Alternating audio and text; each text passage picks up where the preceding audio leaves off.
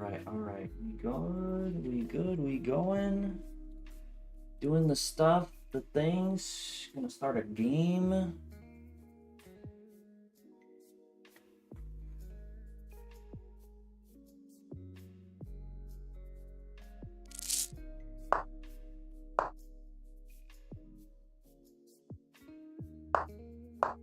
Better bus. I think, was it just, I feel like I played him before. Asim Amin. Caleb, how's it going? Caleb the chess shark.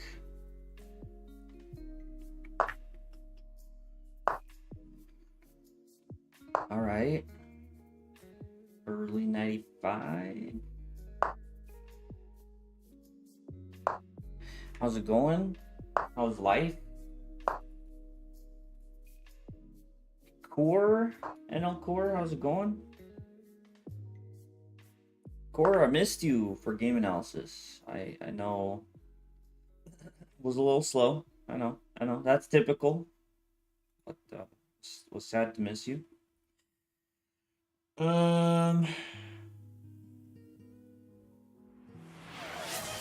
Wants me to flip board. All right.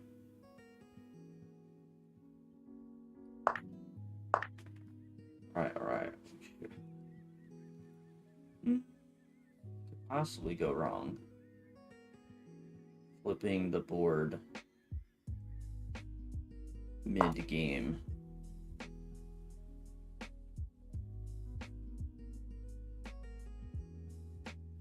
Everything should be fine, right? He's trying to trap me? French fries.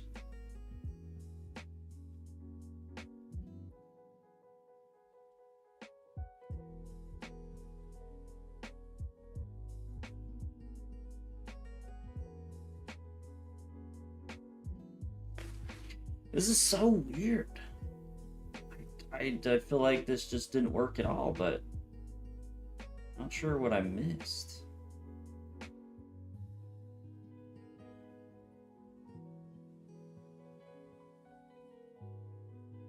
And the flipboard definitely did not help. 0 stars! You suck! Do not appreciate.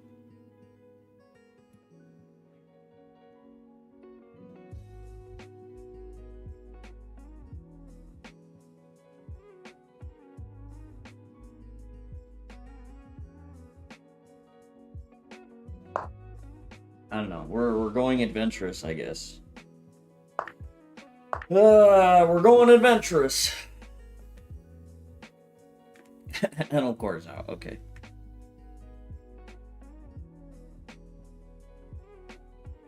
And Core knows. If we played after flipping my board, that I was gonna come in fiery, ready to destroy.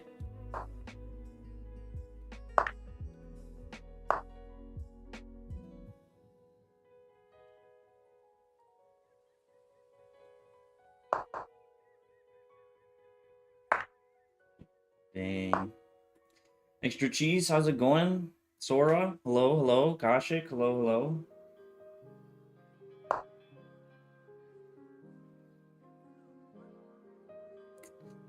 Yeah. Super late night.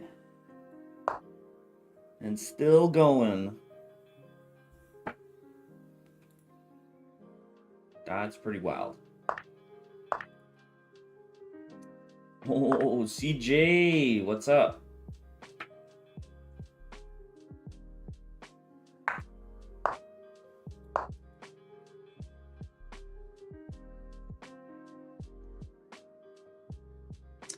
Max, how's it going?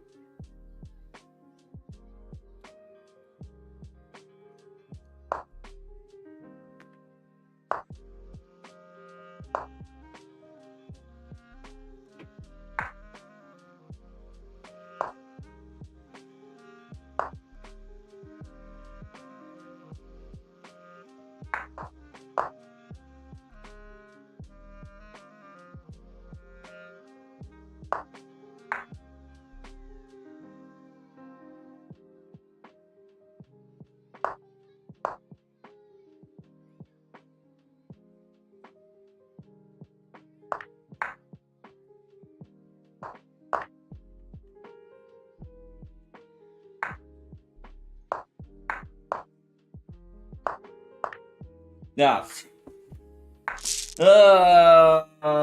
Hey Sean, how's it going?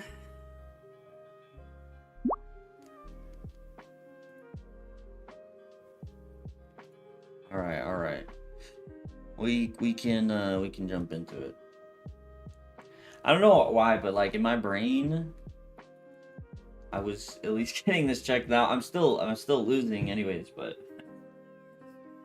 okay, wait, I should check this before I accept the challenge. So this was correct. This was correct. G5 here is the move. G5 here. Yeah. Or maybe bishop e6 is simpler. You just want an equalizing option. Who's up late watching Danya trying to find out? Yeah, I did see the notification. Like, I think I was going to sleep right as he was starting his stream.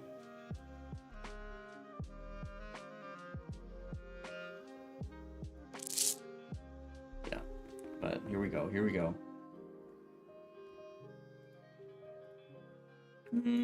What should we play? What should we play? Let's play knight c3. Pink, how you doing?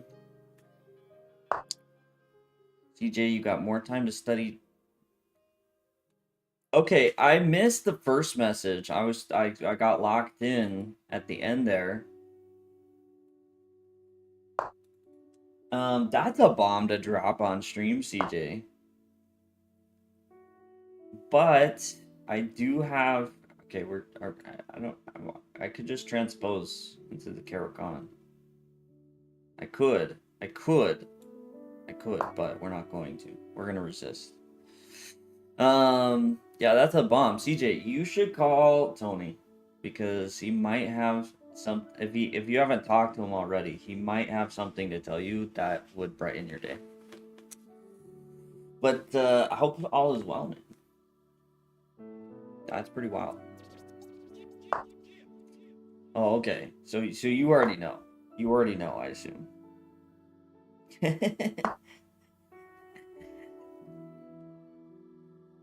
Good stuff. Good stuff.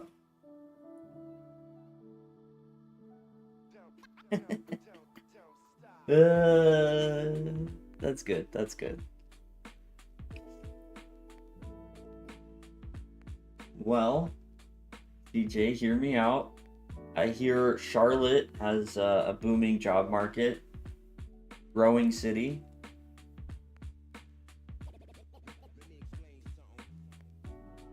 And lots of chess.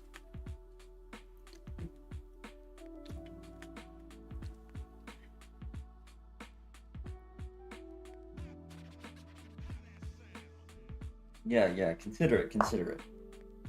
I mean, think of all the adventures you're missing out on. Y'all trade inside jokes. It's like Caden traded the Mormons for the Charlotte chess community. Cold? Tyson, how you doing?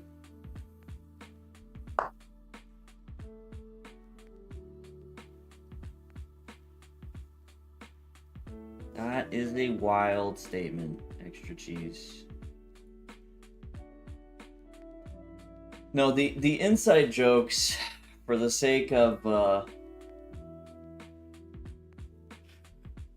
one individual, cannot be said. I mean, I'm normally open to sharing inside jokes, but this one, the individual involved would not appreciate it. At all.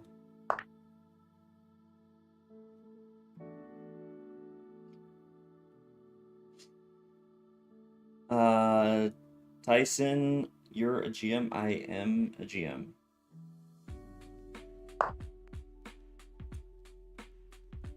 You thought it said I am? I mean, IAMs are very strong too. That would not be a bad title by any means.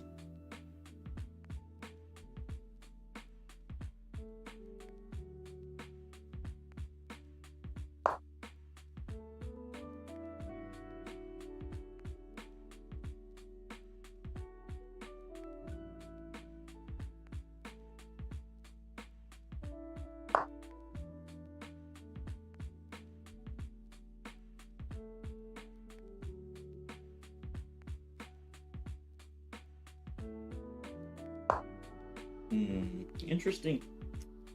Interesting. We played a funky opening. I think it's okay. I mean, it's not the worst, not the best.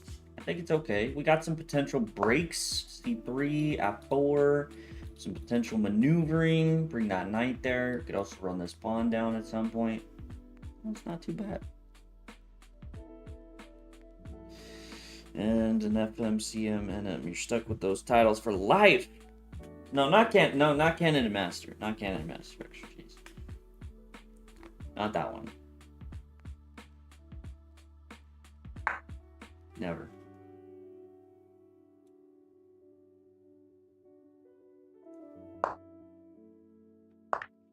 You're 1400 over the board on a good day. You have a performance. Oh, on a good day, you have a rating performance of 2000. 2000 performance rating is super solid. I actually changed my mind. I was going to take with the bishop, but I don't want to.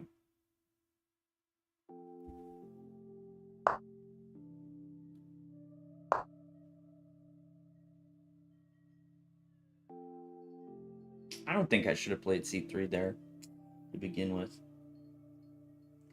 Overdue payments for the Canada Master title FIDE will be sending to repo. Man, yeah. No, I didn't get the Canada Master title, but part of it was because when I technically earned it was winning the North American Youth Championship. They like give some titles and norms for some of those youth championships, and it was just kind of at that point where I'm like, you know what? Like, how much is it? No, I'm okay. I think I would have felt a little bit different if I don't remember what my rating was, but if I had earned it through the FIDE rating, then maybe I would have been more interested. But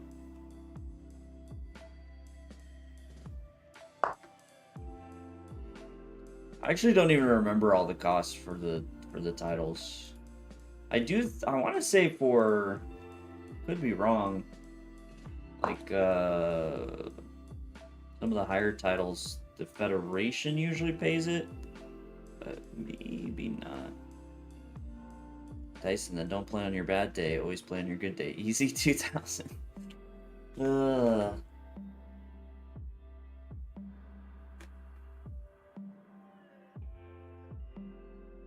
I mean, I would Google how much does a Grandmaster title cost, but I feel like I'm just gonna get some very shady results. No, I'm not looking to buy it. I'm just the genuine cost. Or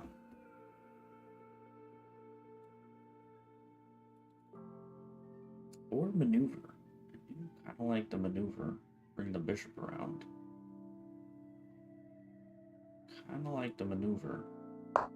Cover the dark squares. So you win the title by winning a tournament, and they're like, congratulations, here's your title. That'll be 200. That's kind of what it was, yeah. It was basically like, hey, you won this, just so you're aware. Like, you get the Canada Master title winning this, but you have to pay this fee. It was like, no. I'm okay.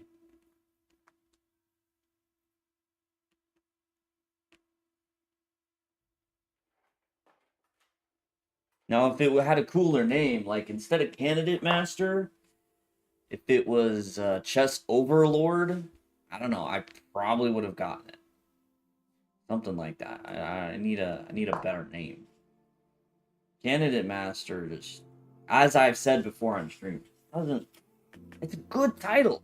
A difficult title to get, but they really need to rebrand it. And I was not paying attention to that on enough, apparently. But it's okay. We're ready. We're ready to create some threats, so we're fine.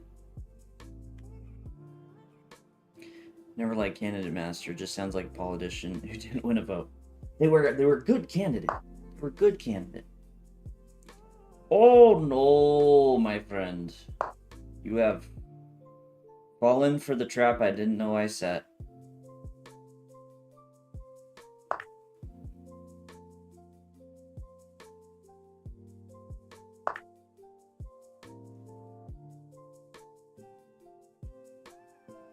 Yeah.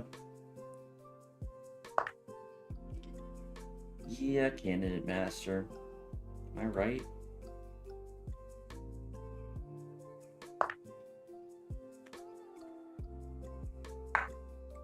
I have not gotten a reply yet.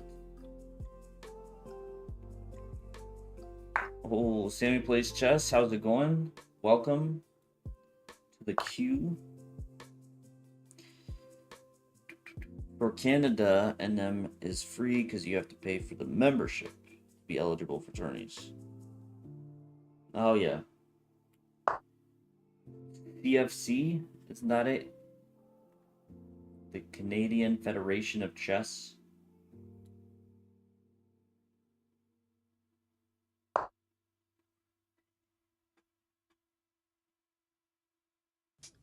Probably just thought to give you odds. I mean, it's very kind.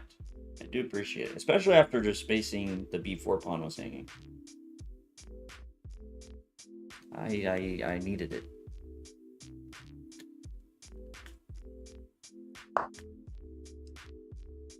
Wait a second.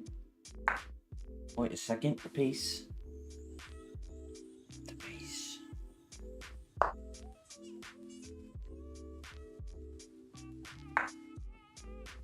I'm gonna just keep taking until stopped. Because I cannot be stopped. Whoa.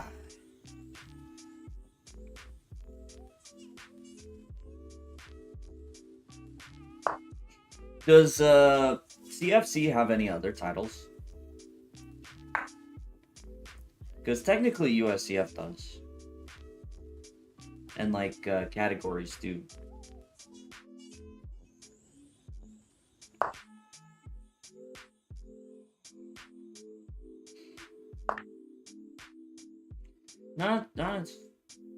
Not too bad. I don't tend to mind people not resigning. I mean, okay, if you're a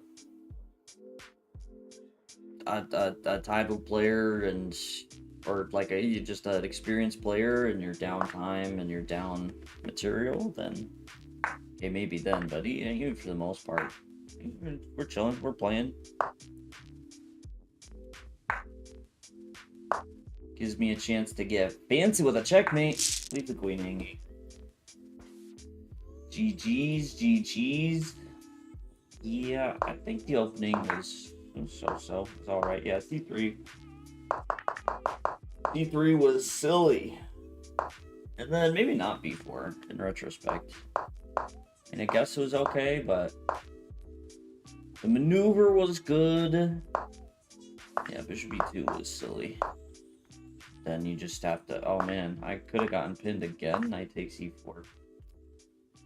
Ah, goodness gracious. GG. Just Dojo. Wait, I see the raid, but we don't get... Where's the animation?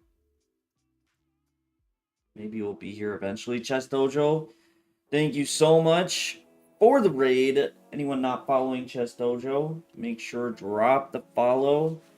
And we are Dojo affiliates, so we also have our Dojo code for anyone looking to sign up for an amazing chess community. Go check it out, Chess Dojo, and enter code ChessShark.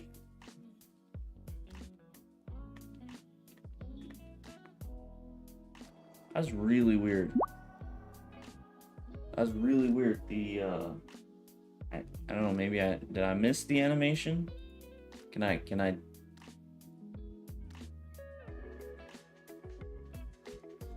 Yeah, it's a bit funny. Sorry, yeah, it's your turn to shine. Qualified for the ECF County Master title, so technically I'm a County Master. They offered the people title without fees to boost the number of masters in the European Chess Federation. So not good. Yeah, it has been a little weird. Even when Miles rated the other day, like the animation did end up going, but it was delayed.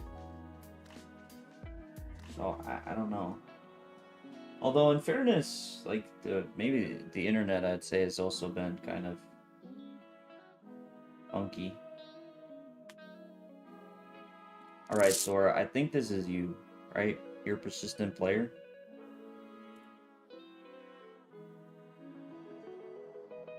Sometimes I struggle making that connection because it's very different than your Twitch. I think we go knight f3. The English Chess Federation. Ah. Okay, okay. England. That makes sense, I guess. Europe does a lot of things together, but maybe having individual countries and then one overarching one in Europe would be complicated.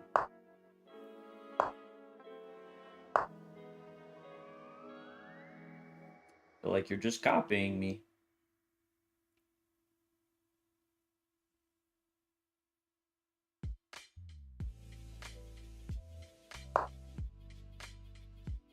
Any chance of you getting another game? It is, I would say, pretty low with Rapid. You cannot join the queue again.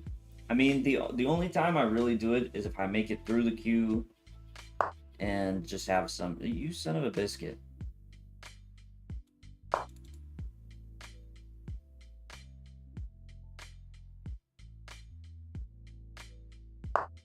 There you go. No, I'm gonna copy you.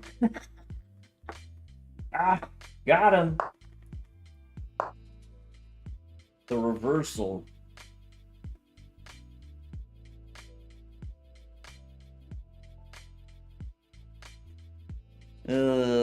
What about Blitz? Yeah, sometimes. Oh no, for Blitz in general, like I will do rematches.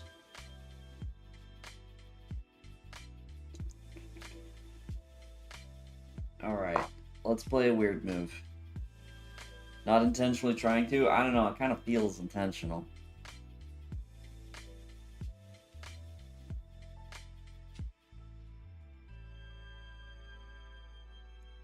What line do I struggle the most with? I don't know. I don't usually play like this, so it's a great question.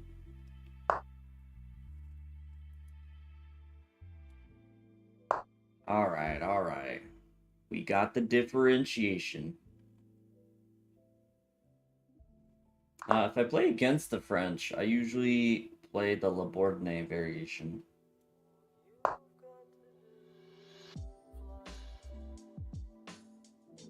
You yeah, that is true. I typically don't do spot passing or saving spots and lines.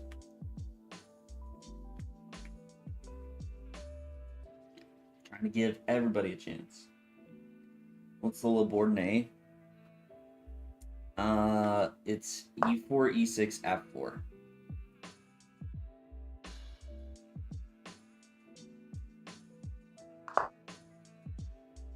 A bit more of a sideline, but I like it. Extra cheese, you have to work soon. Nice.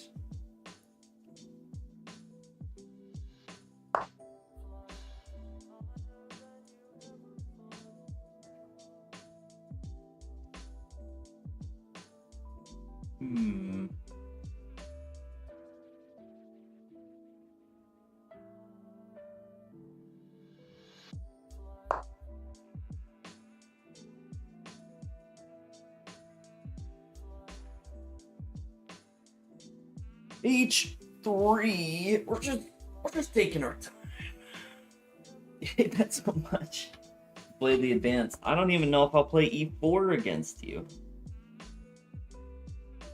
Paulius, you want me to play the Queen's Gambit against you? Okay, good to know. Good to know. Thanks for the advice. At some point, this is just gonna turn into me putting all my pawns on the third. like here, I'm gonna play it because I think it's funny. And yeah, we're just holding we're holding the barricade. Beach us, how's it going?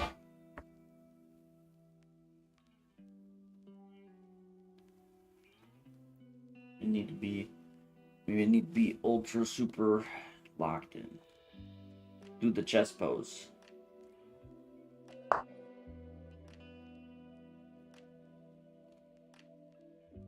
Oh. Actually protecting your stuff, huh?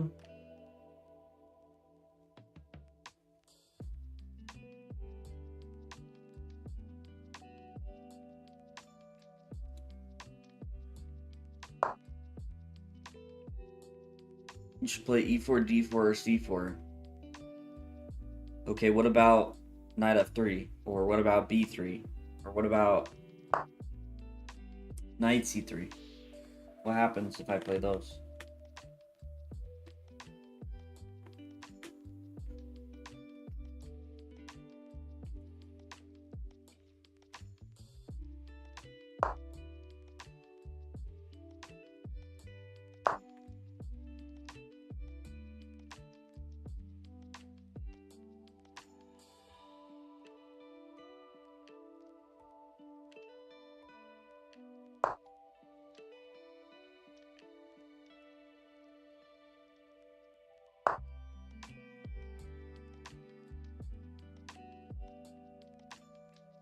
All right, all right. I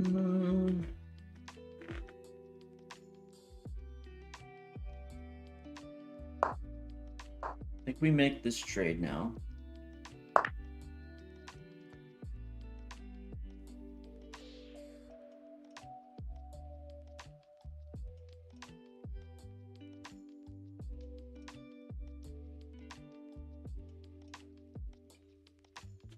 E4, D4, C4, knight f3, knight C3, those are okay. What do you do for black if knight f3? I just respond knight f6 pretty simply.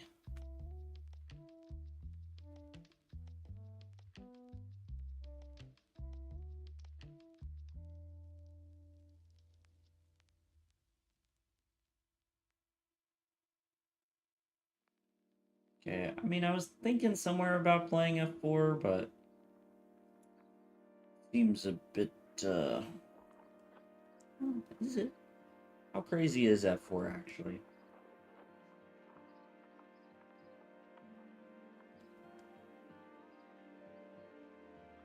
Okay, currently I do think it's not very good.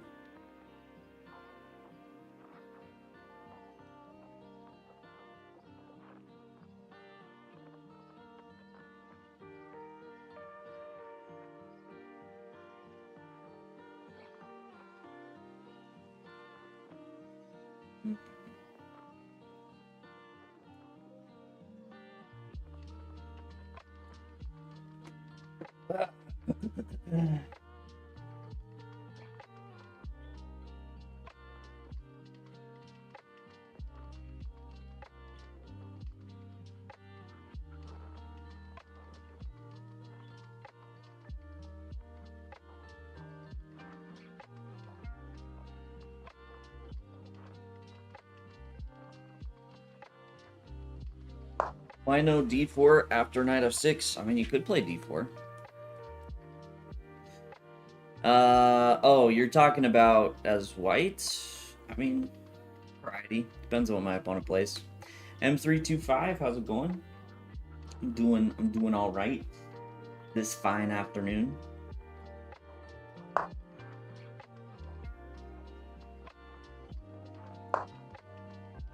Is any time control? No, it is 10-0, 3-0, or 1-0 specifically.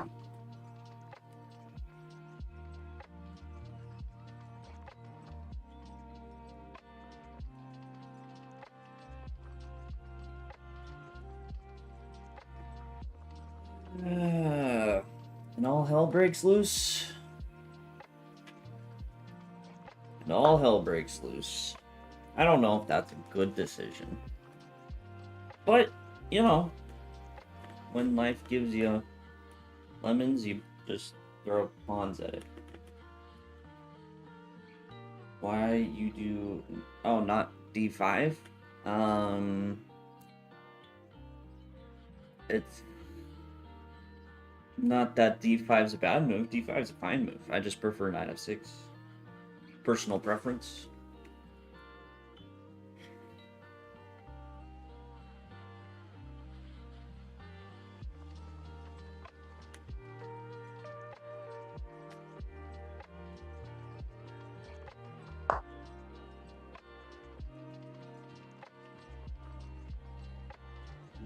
Okay. You're not really threatening there. I don't know where we're going with that knight. I think I'm just gonna continue with this pin and pressure.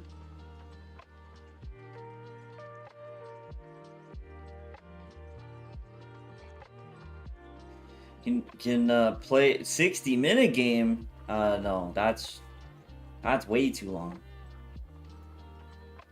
That's super long.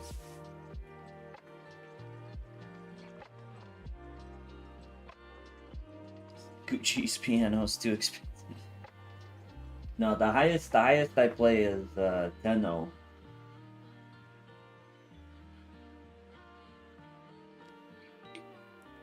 NANI?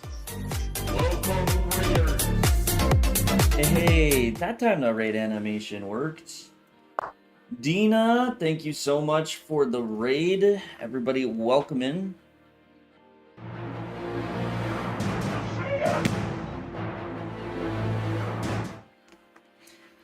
Thank you for the follow. I'm currently playing against viewers, and we've gone a little bit crazy in this game, but so far it's okay. So far we're alive.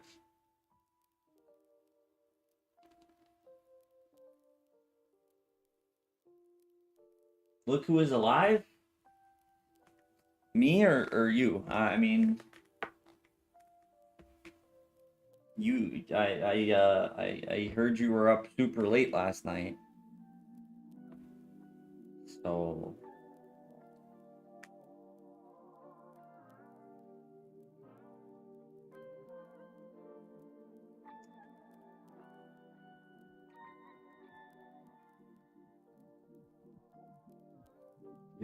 there.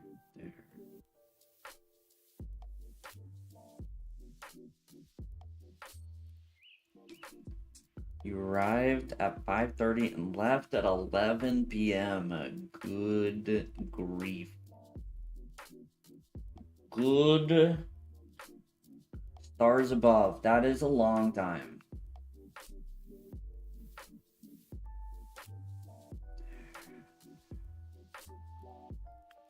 I feel like I should just play F5, but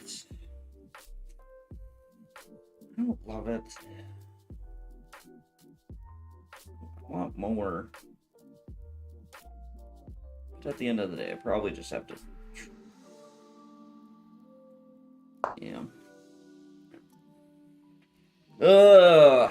Well, that's 4.5 hours. So what, you set up, you filmed for 3.5 hours?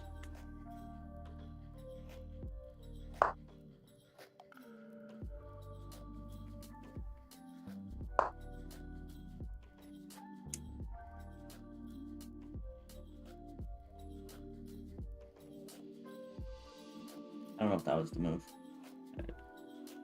Set up for 2 hours?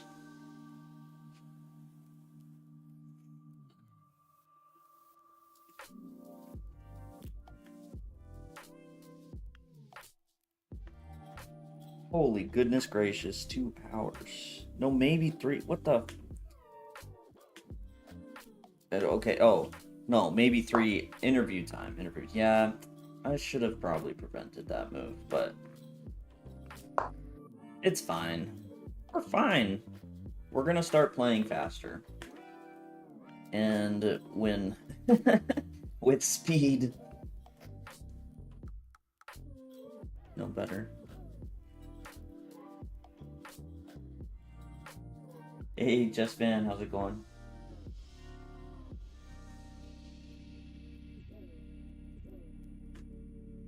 That's true, that's true.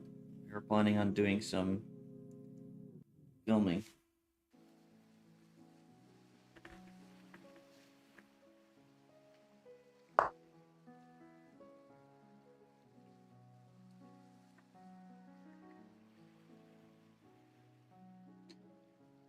I want to do this kind of crazy like. But at some point the craziness probably needs to stop. We've already gotten this far.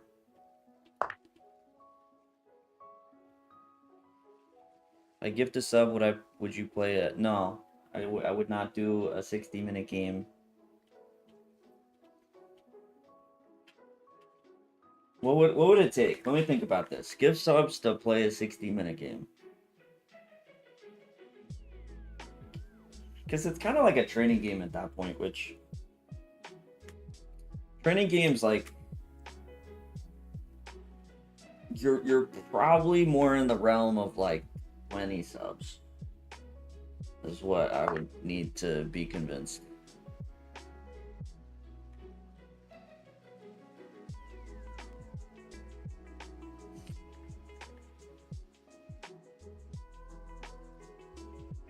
Okay. I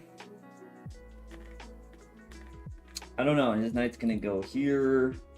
Have some weird pressure here. I might get kicked at some point.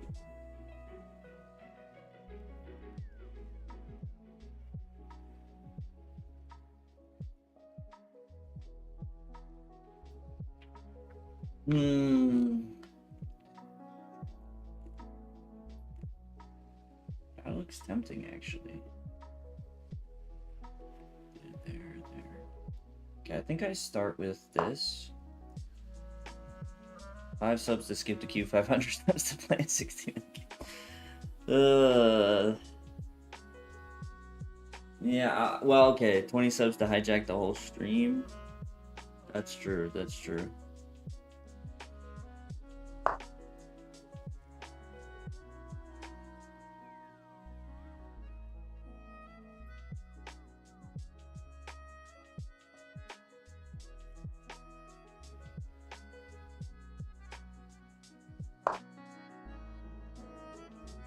Somewhere I'm starting to like my position. I'm starting to. I'm seeing the dream. At least a little bit. Okay. Unfortunately, I gotta slowly double the rooks because rook d2 runs into knight takes e3, and my rook is protected, but the piece it's protected by would have to capture. So we're working a slow stack.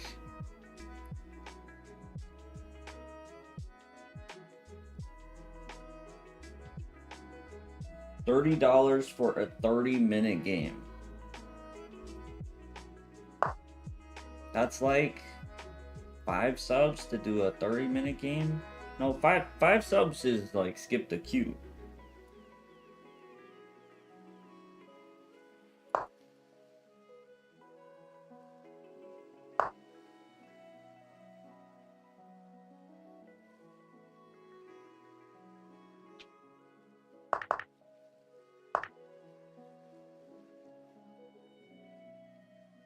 $30 for a 30-minute game against Tony. Final offer.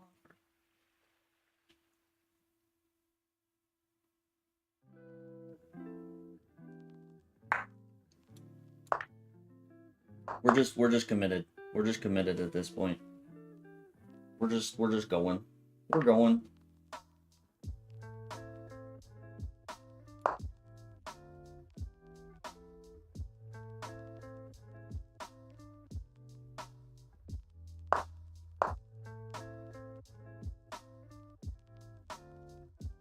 We don't got enough time to doubt.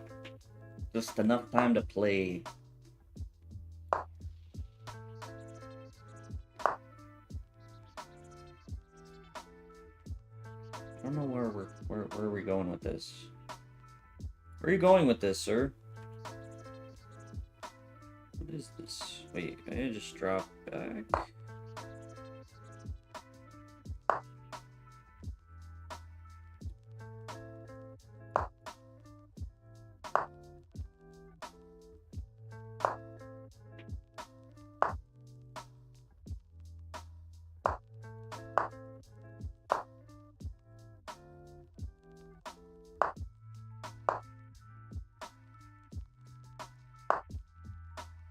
Whoa, whoa, whoa.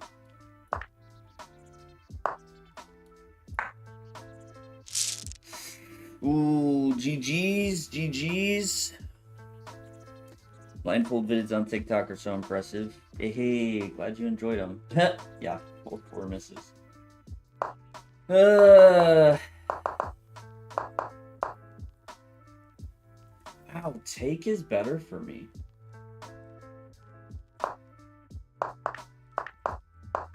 That's interesting. So prevent knight d3. Yeah, I guess I just very calm, right? Take, and then I'm going for this.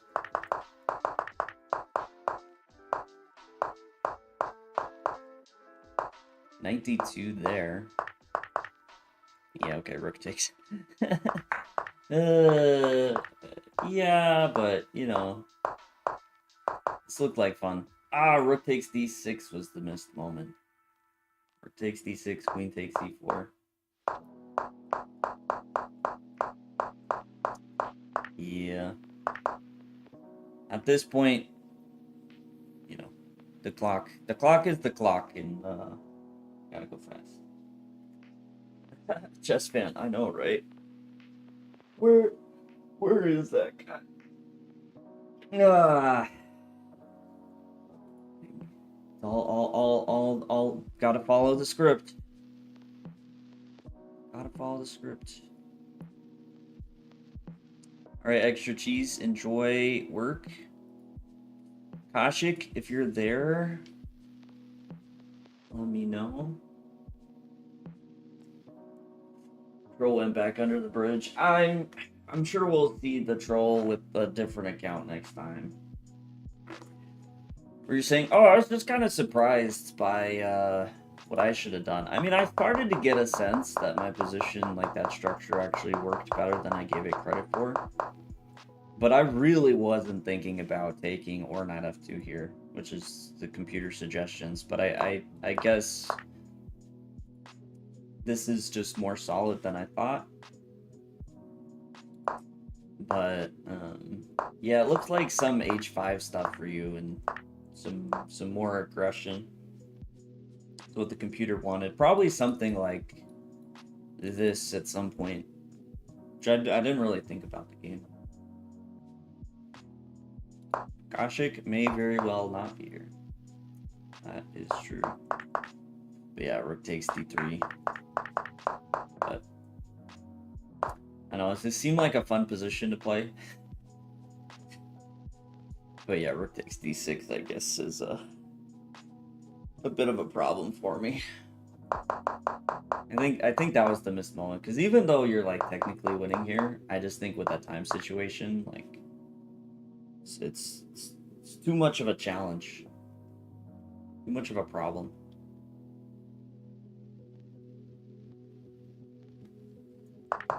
Or at least I'm solid enough that. Surprised it almost views knight d6 as like a mistake because of queen g8. And I guess it just works out wrong with bishop f8, and you keep the pressure against b3. Yeah, that's surprising. I thought once I got in knight d6, like I was doing decently well, but I guess the geometry is quite good after queen g8.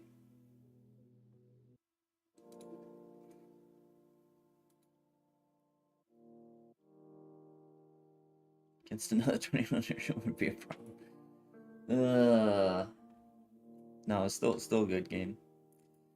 All right. Yeah, I don't think Kashik is here, so Tyson, your username is different. Let me know, and then send the challenge.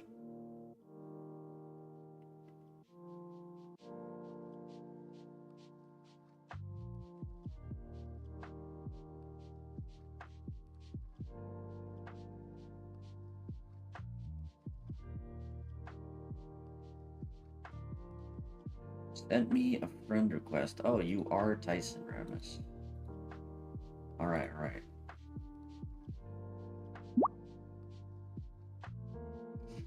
By the way, No, I don't do with increment, Sora.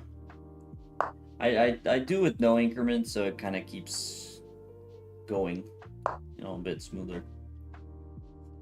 Gunner, how's it going? Wait, Gunner, are you the same Gunner that I knew from many moons ago? Okay, not that many moons ago, but... So what chess YouTubers, in your opinion, are the best? Which ones can you learn the most from? So that's... I don't know if that's the same thing. Because you think of, like, the biggest YouTubers...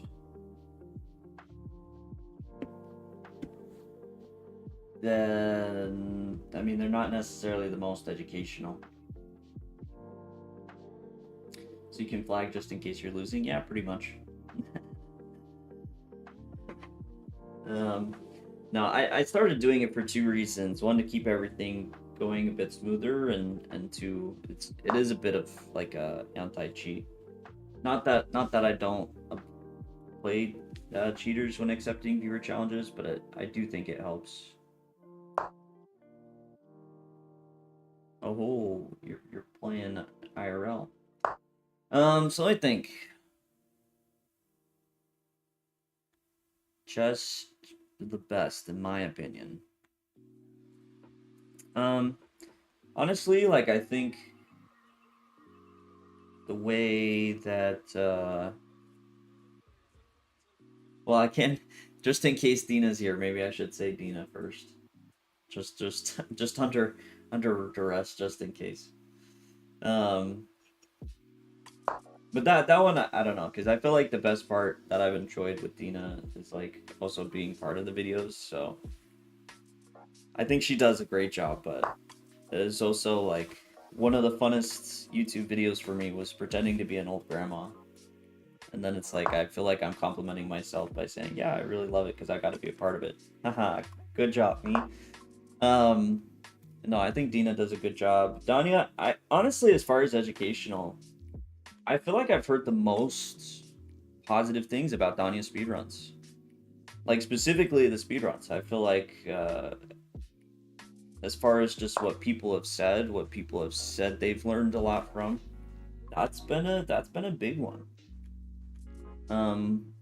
Which admittedly surprised me. I mean, I know speedruns can be educational, but I'm surprised that how many people have said it, and I agree. I think Danya explains very well.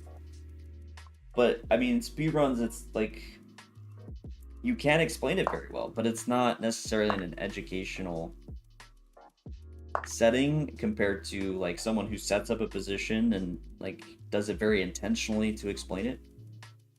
But I think that just says a lot about one, Danya and his explanations, but two, just like the hands-on and you almost never know what you're gonna get. Like I know the speedruns are themed, but I do think it's being a game and having variety is also quite good.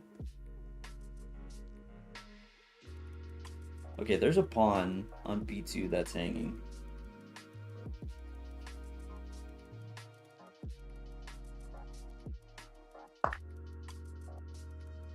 Just Van, you don't know about Gotham chess anymore. I feel like he's not the same as he used to. I think Gotham has done a brilliant marketing job.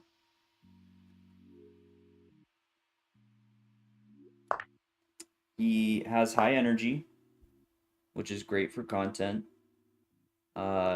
He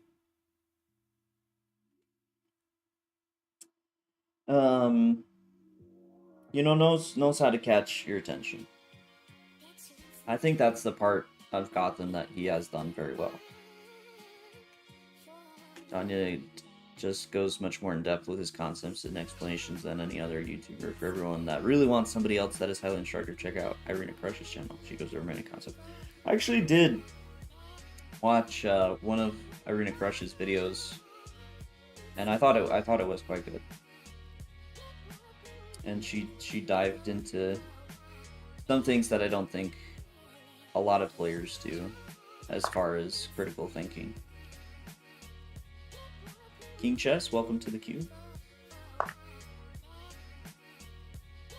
I think I want to keep the bishop. Is what I would say. I know it's hard because the queen's going to be nice on f6, right? So if I take queen f6, the queen placement actually is quite good. Put the bishop back. Do I ever get attacked? I don't think so.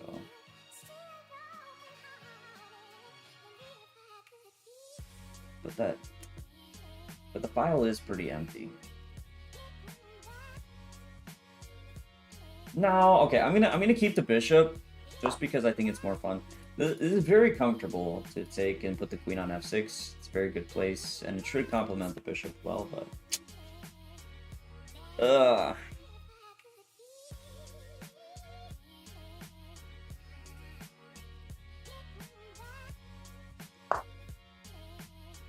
you're seeing the list. Nice, nice.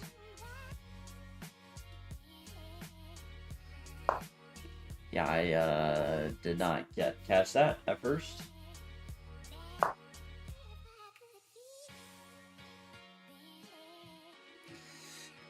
You know I want to take that pawn. But I am starting to get into territory where I think I have to be a little bit careful. A lot of pieces around my king.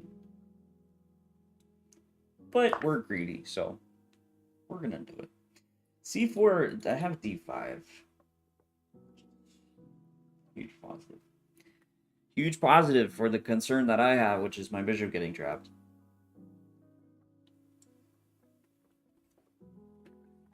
And although the pieces are around here, I don't quite see how it's going to be an issue. So my bishop's covered quite well.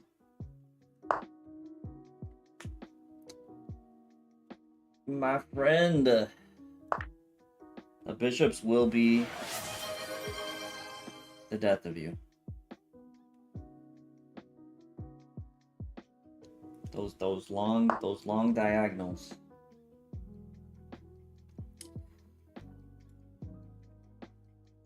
Light and brown. Okay, next game.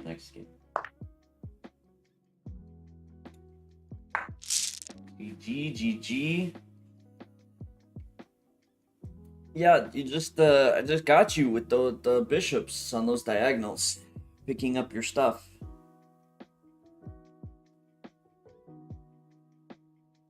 Yeah, right at the end. But Taita, I'm a little bit confused because I feel like the biggest mistake you made in that game actually was your time spending. Because I mean, by the end, like I took more time than you. I think you just rushed.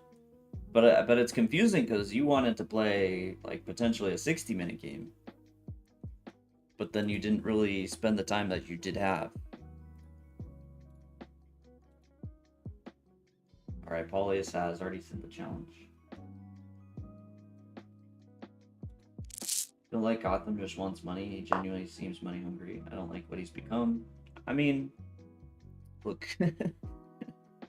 at some point, everyone has to be money conscious, especially in content creation, because you know, if you hit a point where that's your income and you fall off, like what do? You know, you got to make sure you keep it up, but I don't know, like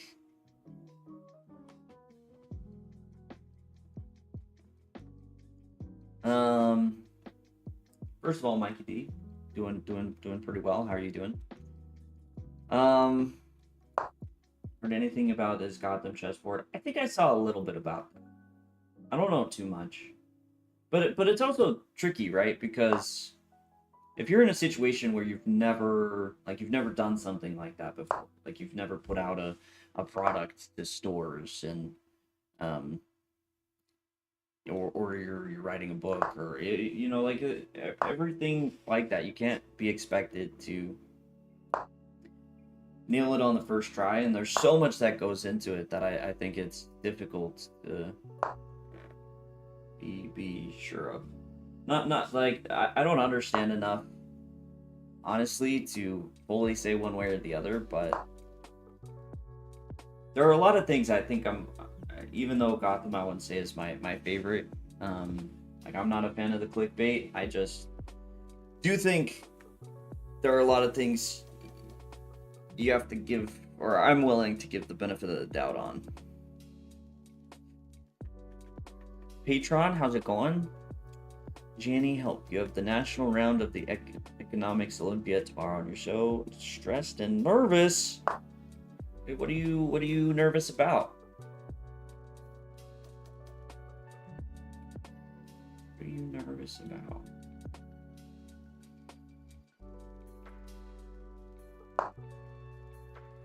Based on the game, is there any area that I need to improve on, or I just need more experience? Not expecting anything in depth. That's tough because I feel like it was a weird game that you just played a little bit too slow, and the timer like you played pretty well throughout.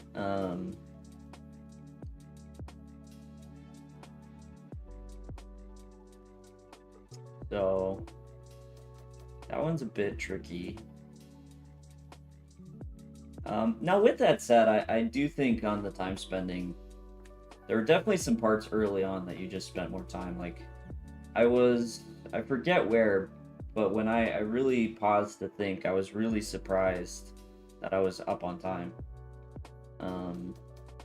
Because I mean, normally when I'm playing like this, I'm talking, I'm chatting. You know, I just generally take more time. Now, not that it's completely insane for me to be up on time from someone, but it was very early on, and I thought some of those earlier decisions definitely could have been made faster. I mean, because I think of our two positions, I did feel yours was easier to play.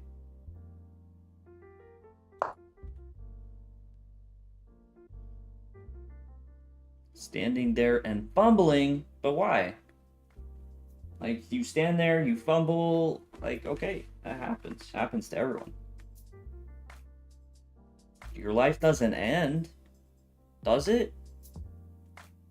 Do you just, you're just game over?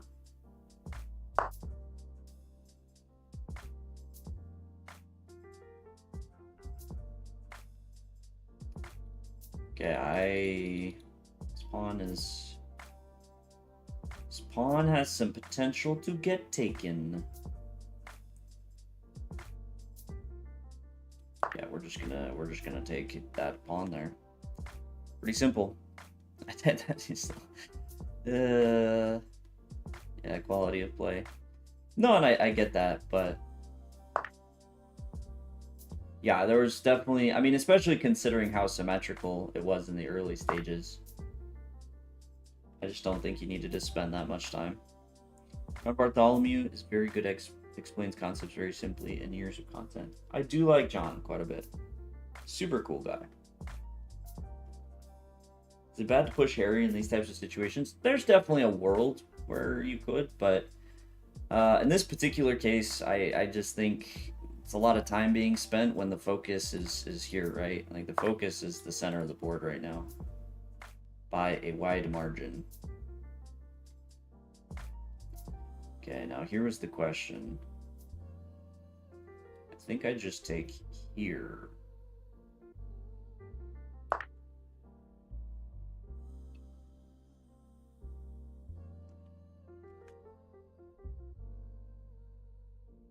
Just personally, I feel Gotham is a solid foil to Naroditsky. I skipped his stuff because there's not much to learn. Top 5 games, but definitely more entertaining than a lot. Wait, what do you mean by solid foil? Solid foil. I'm not. This is solid foil a normal term that I just missed growing up.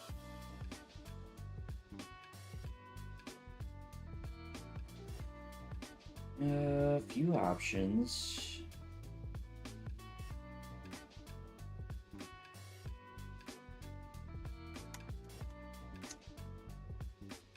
Yeah,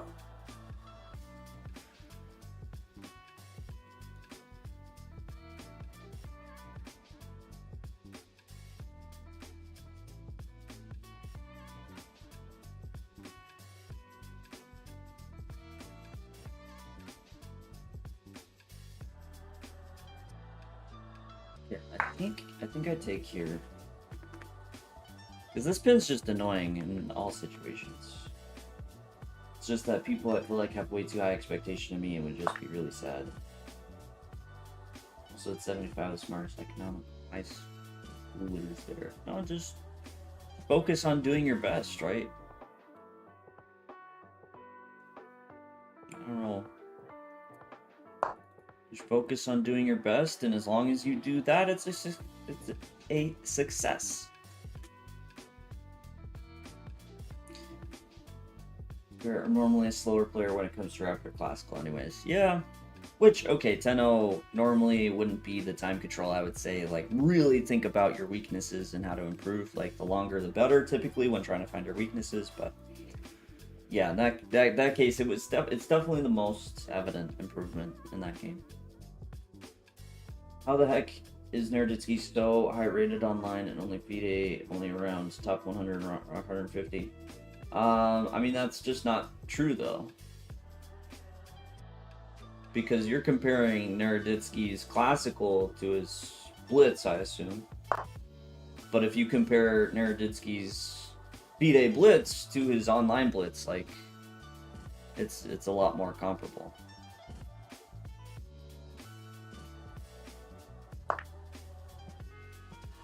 Just blitz is a different beast. And especially for someone like Danya who's played so much online, like, it's when you invest, like, it's kind of the obvious, right? Like, when you spend that much time invested in something, in this case, playing online and playing fast time controls, like, you should improve. He's a solid challenge. A solid foil. I don't know if I've ever heard solid foil.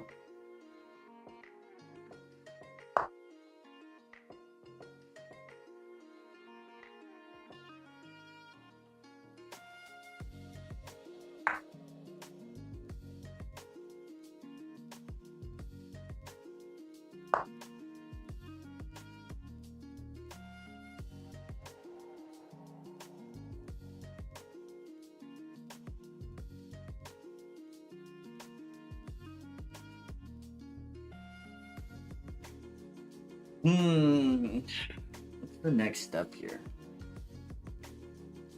Because I mean, this, right? I really want knight here. Win. I'd have to move my queen, but...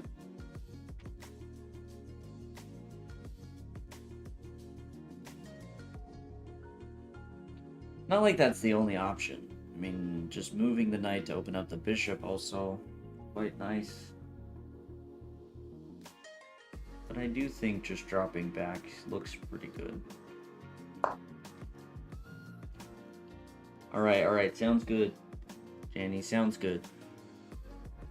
Fair enough to take it then. Time management always been a problem for me. Yeah, so in those situations, like, you really should look back at the game and like, really understand at what points that you did spend too much time.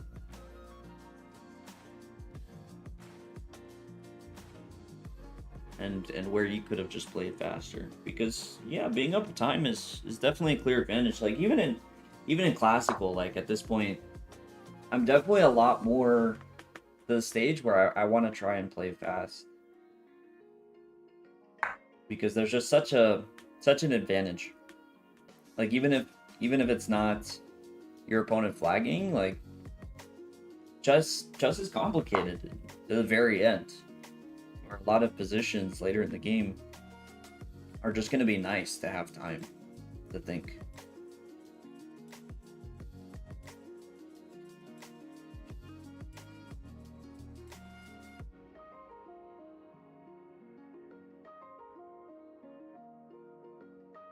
Okay, yeah, knight h4. Because I was thinking about this here.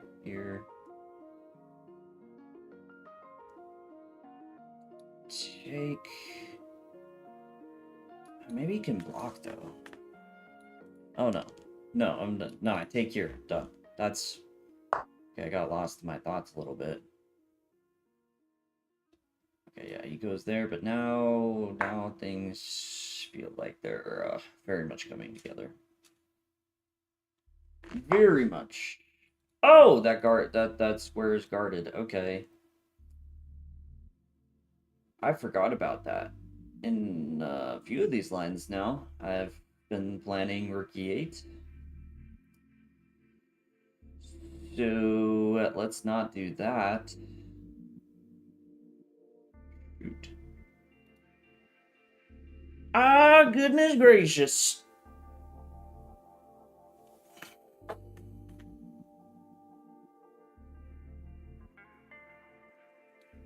Okay, let's start with this. As if he admits that they're not better than him seems to not make much sense. I just assume it's because the skills it takes to be a top 8 class chess players different the skills it takes to be top online skills to the left, I guess not on the one side. Great.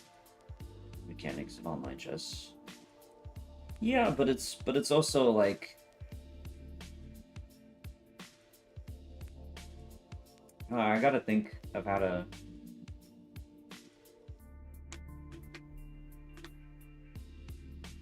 I mean, there's so much that goes into it that I just really don't think it's that crazy.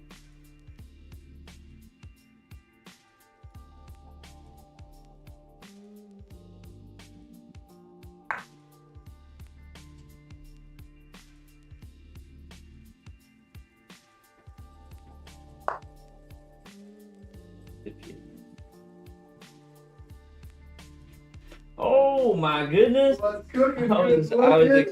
was expecting to see Tony. Like, hey, you're not Tony. Hey, howdy, sir. Hello.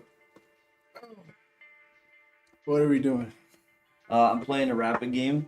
Right, I'm getting involved in chatting, so I'm like actually getting low on time a little bit, which oh yeah, yeah, we gotta be mindful of, I guess. But I've taken a lot of pawns, which I could take another pawn actually. Let me just take another pawn. Yeah, no, it's definitely not 1-to-1, but I give it sort of a, I think like a 200-point range, right? Like in Blitz, I think you can overcome about 200 FIDE rating point difference, right? So if you're 2600, I think in theory, like, you can play against anybody. Femboy, good looking. Appreciate that. I'll take it. Those muscles, I thought it was Canty at first. Actually, he may even be bigger than Canty. I think the height makes up for it. Because we took a picture together, and I was kind of surprised how he looks. Like, he's jacked. Yeah, no, but he is jacked. But, like, your biceps, I think, are bigger. He's more well-rounded than I am. He has a more well-rounded. Yeah. I'm all arms and lats. All right.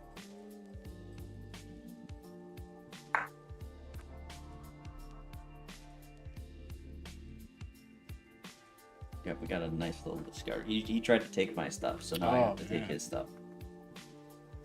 So I know I took too much time in the opening, some parts of the middle game. I always have it in mind. I just can't force myself to play faster without a clear drop of play. Yeah, but sometimes you just have to. And have to understand it. This is Sean. We should set it up with both cameras. Are you gonna like stay down here and chill? No, I'm probably gonna do puzzles with Tony upstairs. Alright, that's fair. Yeah. Then we won't full blown set it up.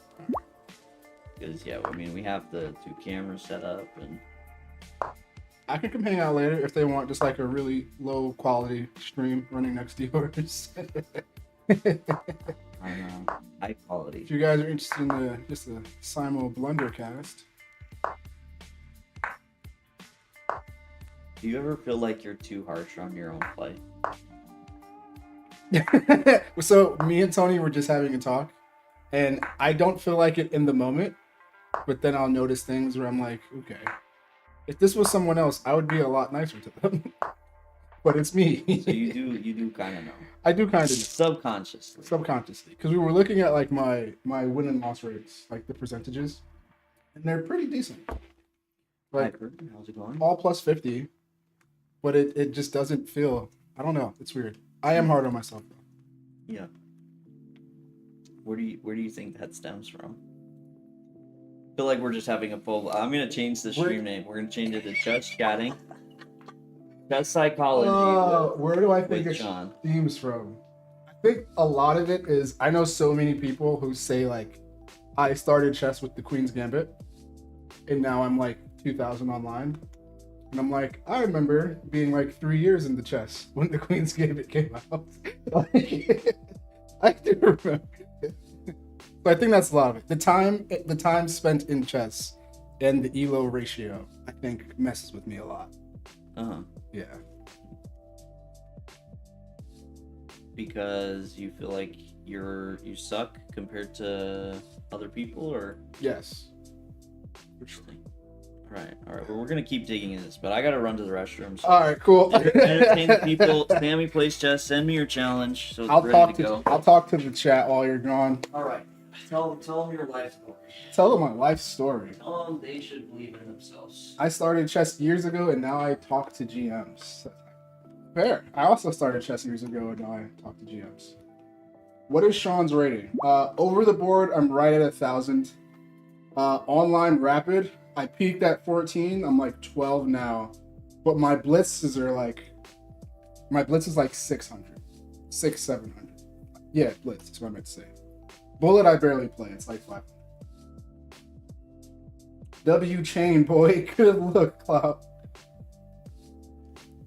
I agree with you. I put in a lot of time in chess, but I also feel like I suck. But I've been putting in more work with mindset. That's good. I feel like I've had a lot of good momentum lately, and I want to see where this momentum leads. And I'll repeat this to Caden when he gets back. I think another part of it too is like I'm getting to that age where the amount of time I spend in chess and the amount of life decisions I make surrounding chess at some point won't justify me to continue on this path. You know, like if I'm doing 10 hours of chess a week consistently, at some point, just as an adult, I may need to reconsider where I put those 10 hours. I'll repeat it because you were gone. I was saying, you might have caught a bit of it. I was saying, I think another part of it is like, there is a point where the amount of time and life decisions I make involving chess may be better served somewhere else, just like as an adult. Like if I'm doing chess for, let's say, 10 to 14 hours a week relatively consistently, and I never break like, and I can't sustain like 1,100 rapid online, I feel like at some point I should probably like put that money into learning more about stocks and like just extra overtime at work so I can save up for a down payment on a house or something like that. Like I feel like I'm like running against the clock in a sense. But for what, right? You want more retirement money? You want what do you want? You feel like you're running the clock. I don't know if that comment's okay. Oh, I missed most of the comment. Yeah. Far less controversial.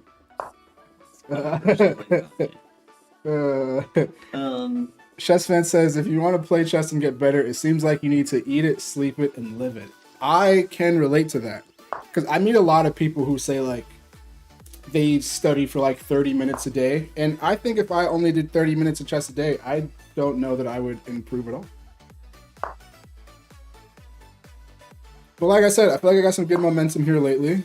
So that's where you just have to enjoy chess. Because, like, I'm going to tell you the reality. Tell me the reality. Reality is, even if you become a GM, right?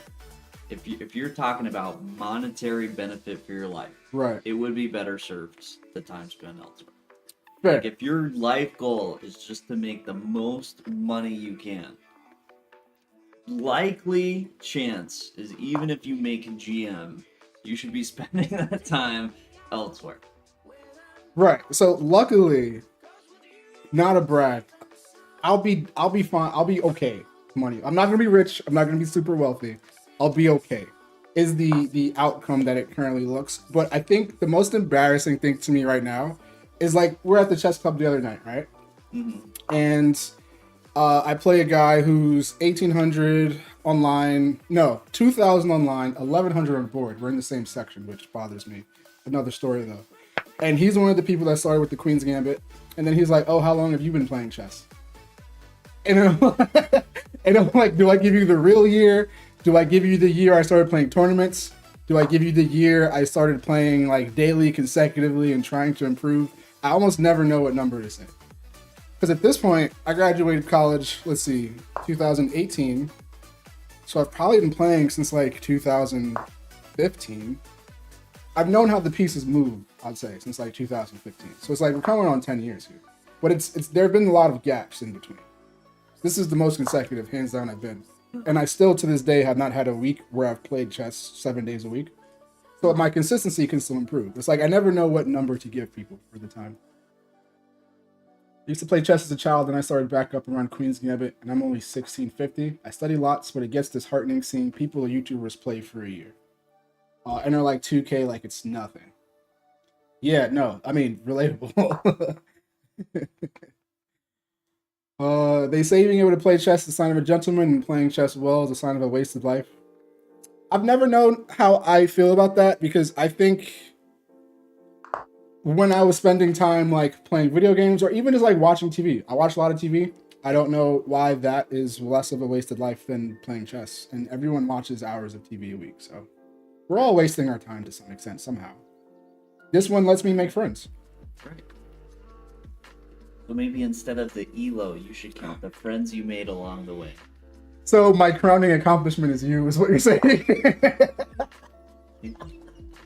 No, that's not what I'm saying. I'm just saying, like, to me, you know, life is if you are enjoying and you're headed in a positive direction, then that's success, right?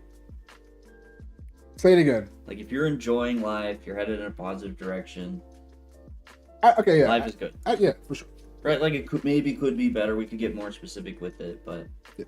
Like life is good. And a lot of the time we spend, so time spent on chess or time we spent, you know, watching TV is we just maybe need a break or we need something entertaining or we just, I don't think there's anything wrong with that personally. Yeah, agreed. Because even sometimes, like, girls will make comments kind of joking about how much time I'll spend playing chess or video games. And my response is always, go to your settings on your phone and let me see how much time you use Instagram a day. Because if it's near or equal the amount of time I was playing chess, like, what are we talking about? Chess fan says college degrees are useless. Learn to trade and earn big bucks. Agree to some extent.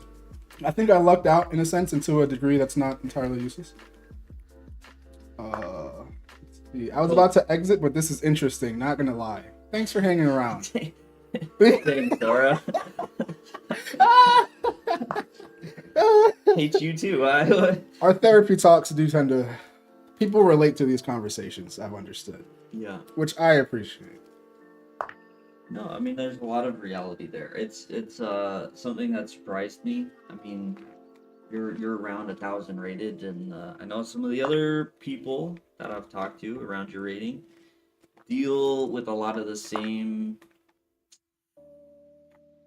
insecurities, struggles, challenges, disappointments. I mean, a little bit more on one of those than the other, depending on the person.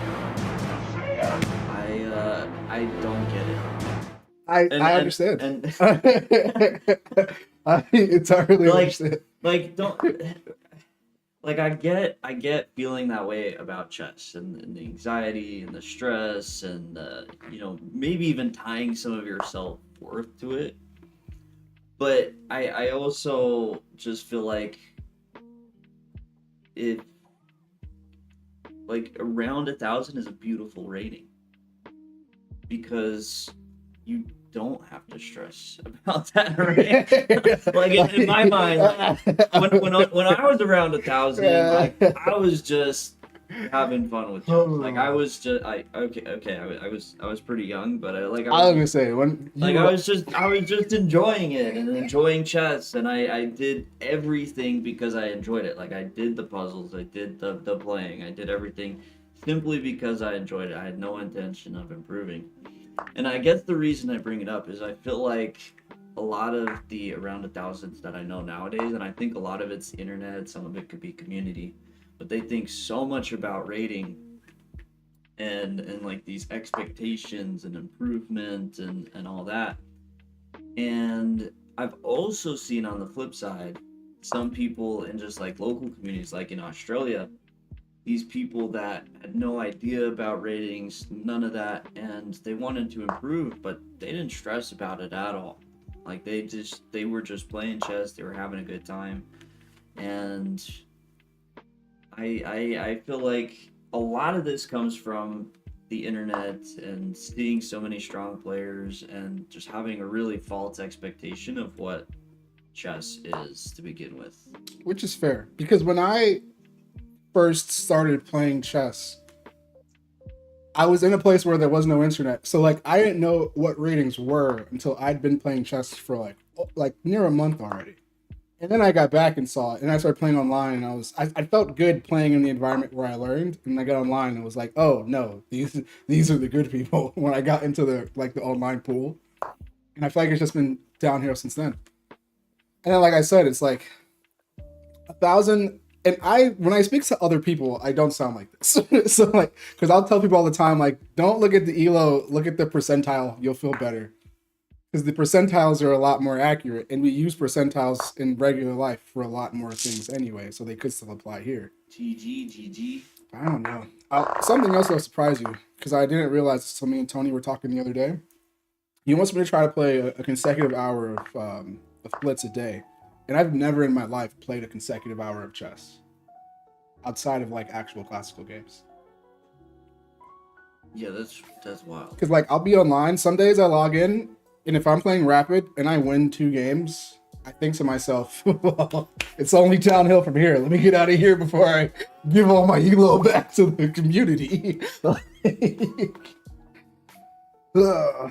We're working on it, man. Work in progress. And maybe that's part of it. Like I do think playing faster games is a really good thing for that because you get more used to the rating fluctuation. And you start to understand you have bad days, you have good days. It's not weird to lose 100 points. It's not that it's not still upsetting, but God, 100? That hasn't happened yet. I'm gonna cry. I've lost 300 points in one sitting. 300 points? I lost 100 points on my blitz rating last week. Like it's not weird, it's not unusual. Like that's part of chess. You have good days, you have bad days, and you can't beat yourself up over the good and bad moments. You just try and learn from them, and then you move on. Sammy, GG is very interesting. I'm surprised. Apparently, night before was good, but yeah, your mistake definitely was this. Just got a piece there and all fell apart. Sora, appreciate that. I can't read this name. The color is weird. Is that Hyper? Hyper. Hyper's with me. From 1,200 to be 2,000s without stressing sometimes. That's dope. On a fat win streak, I leave my rating points to some of my accounts. Yeah, I mean, hey, I get that, bro. But no, Sora, I do think a lot of chess players, especially nowadays, deal with self-confidence issues because, I mean, like, for example, this game, I'm gonna hit game review. I feel pretty happy with how I played in this. Like, I know I could have been better, but I hit one button and it's just like, yeah, even though you feel like you played pretty good, like, here's a mistake that happened, and oh, you were actually worse. So when I was super happy, I'm like, hey, I got F5, I protected E5. I'm feeling good about my position. The computer's like, you freaking idiot. Like, you're just worse. So I think it's very easy and very, actually, sadly, kind of toxic at times how much resources we have. Fair. Fair, because like I appreciate the Polgar book. I spent a lot of time looking at that Polgar book, The big black the one. big black one, because I write them out. I have a book. I write them out. I'm in the 700s. I started from zero, but like I know that time could have probably been spent somewhere else. But for me, that's just a relaxing way to chill and engage with chess. It's just like write out some mate and twos from that giant Polgar book. Mm-hmm. But yeah, there's so many things. Yeah, so many things. This isn't a troll move, by the way. Is it not? It's not a troll. This move. is a thing? This was recommended to me by Grandmaster Sam Shakelin. Okay, I look forward to it then. Although I think he may have been like it's somewhere in between trolling and like actually a good move. What was I gonna say? So at this point, what does it take for you to tilt? Me? Yeah, Like like in okay, your what games. what are we talking? Like Because I think what I have is an. I don't give a flying F. I'm just gonna like lose or play very recklessly. No, like the. Do you experience the negative self-talk tilt at all? Like, is that a thing for you at this point, or is it like, oh, it's a game. I'll win some, I'll lose some, and then we'll see what tomorrow does. I mean, I definitely get upset about games or how I'm playing and stuff. For the most part, I don't think I tilt too often. At least not in the sense of like I suck. More like, hey, that was a really stupid thing to do. So now I'm gonna like block in. Like Okay. one of the times, well, usually when I adopt someone like higher rated, someone that I might not usually adopt just rating wise, it happens because they beat me the first game. Interesting. So like maybe there's a 200-point difference, but like I shouldn't adopt someone 200 points below right, me. for sure. Just by the But ego then definition. like the first game they beat me and it was a little bit frustrating how it happened. So I say, okay, I'm gonna lock in, and then just start destroying. And so I feel like, yeah, there's something like that. There's definitely frustrations, but it's usually more like I try and channel that into, okay, so I'm gonna play better. Okay. I think a part of it too with me is that like this is going to sound really self-deprecating, but it's how I feel when I play chess. Part of me feels like my locking in or me trying to play better is often still not good enough. Like if I was like, okay, time to lock in, I don't know that I still would have just like you know what I'm saying, like blood or something. We're working on it. Don't give up on me. All right. This is Sean. Yes, I'm Sean. I am chest and triceps on Instagram. Yeah, make sure to drop a follow. Go check out those workout vids Yes. and some chess stuff. It's mostly like motivational quotes. Like there's a lot of I post mostly on stories than the actual like posts themselves. It's just like kind quotes while we're all trying to grind through this interesting game we've chosen as a hobby. See, but so you then must have just like inward, my best isn't good enough, and hold yourself to kind of that impossible standard. What's the impossible standard? Better than you are. Right? Not to say you can't improve, but you said like your best doesn't feel like it's good enough. Well, then the only thing you can do better doesn't exist. Right. No, yeah, I do feel that way. Like even when because another thing me and Tony were talking about is like, and someone in the chat asked this as well. Do I feel bad when I lose to someone lower rated than me? I am often surprised when I win. Like I like, Are you sure? I mean, this is me I'm talking about. I am often surprised. Like resign. No. If I win like 3 in a row, I'm like, respect yourself. These guys are all like playing with the toilet, or they're driving, or they're ordering food in a restaurant, and they just have to make a move. Like it's weird. I know we're working on it, and I'm not, just for the record, chat. I am not this way in other aspects of life. It's just chess. Like it's just chess. At work, I'm a very confident person. In the gym, I'm a very confident person. There is something about chess specifically that just eats away at Do me. you need to lay on the couch and I'll pull up my notepad? I feel like that's what's been happening this whole time. Like, I'll make notes. Like, tell me about your dad. No one in my family cares that I play chess, no matter how much time I spend on it. Do you think that's where some of the lack of confidence comes from? That I don't know. You don't have others in your life to appreciate the improvements you do make? I'm sure that's a part of it. I'm sure that's because at one point someone was when I was talking about a coach. We're straight up armed psychology. We're straight up armed psychology. When I was talking about a coach at some point, and someone was asking like, "What would you be looking for with the coach?" I've always said part of it is just like I would just pay a friend better than me to care about my chess and how it's going. Like I don't even know that I actually need a lot from you. Just here's X amount of money. Just pretend to care about my games and look at some of them and let's talk. Because I played chess for a very long time before I met other people who did in general. Yeah, Sora, I agree. It is a byproduct of the era we live in. But no, I had this conversation with the kids in the elite class because at the Charlotte Chess Center, they're pretty good. Like the average of that class is probably like 1750 or 1800, like pretty solid. Nice. And I asked them because they just had the spring open. I'm like, okay, who played and how'd everybody do? And overall, it seemed like everyone didn't do that well. And so then I asked them like, okay, so do you guys know what you could have improved? And this is actually crazy. It's actually almost like a little bit sad, but they're all like, yeah, like we're pretty aware, and they were like happy, like. Yep, we didn't do well, but at least we know how we could have improved. And so what I asked them to follow up, I said, okay, do you guys know what you did well? Silence. Like, very quiet. Okay, there's one kid that would, made some joke about it, but yeah, for the most part, like, a lot quieter. It's like, hold on. Okay, here's the thing. Good that you guys are finding your weaknesses. That's important.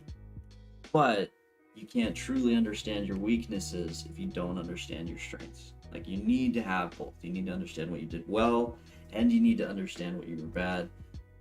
Then you can truly do the work to improve. Okay. Yeah, I can see that. Almost you know how to break someone's confidence? Dang. What did Tony do to you that you want to destroy him? Yeah. Hey. You gotta have both. Thanks for still being my friend, even though I'm a 1,000-rated chess player. Dang. What do you think? I show up with my friend application. I'm like, name, number, availability, and your chess elo. I mean, hey, you might. Tony he said he went through like a month's worth of my losses, and my first thought was like, I wonder if he respects me less now. But why? Why do you attach so much of your self-worth in this aspect of chess?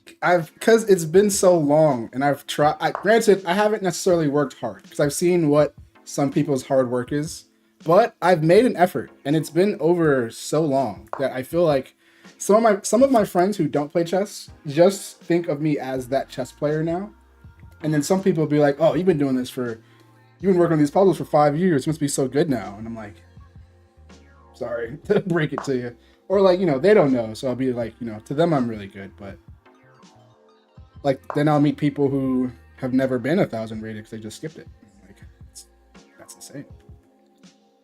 So maybe we need to reverse. Maybe what you actually need is someone that acknowledges the good, but also says, you know what, Sean, you're right. You do suck.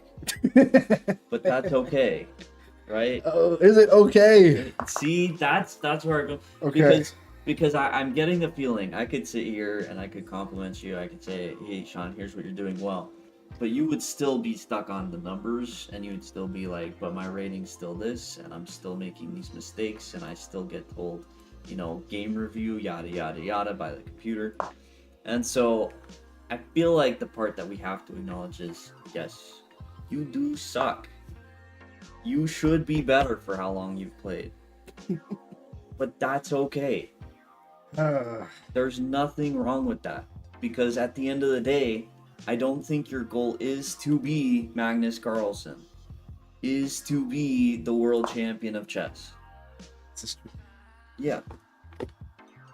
Now, with that said, you have things you know what to do to improve. And I don't think you can beat yourself up. If you're doing the things to improve, then you are succeeding at chess.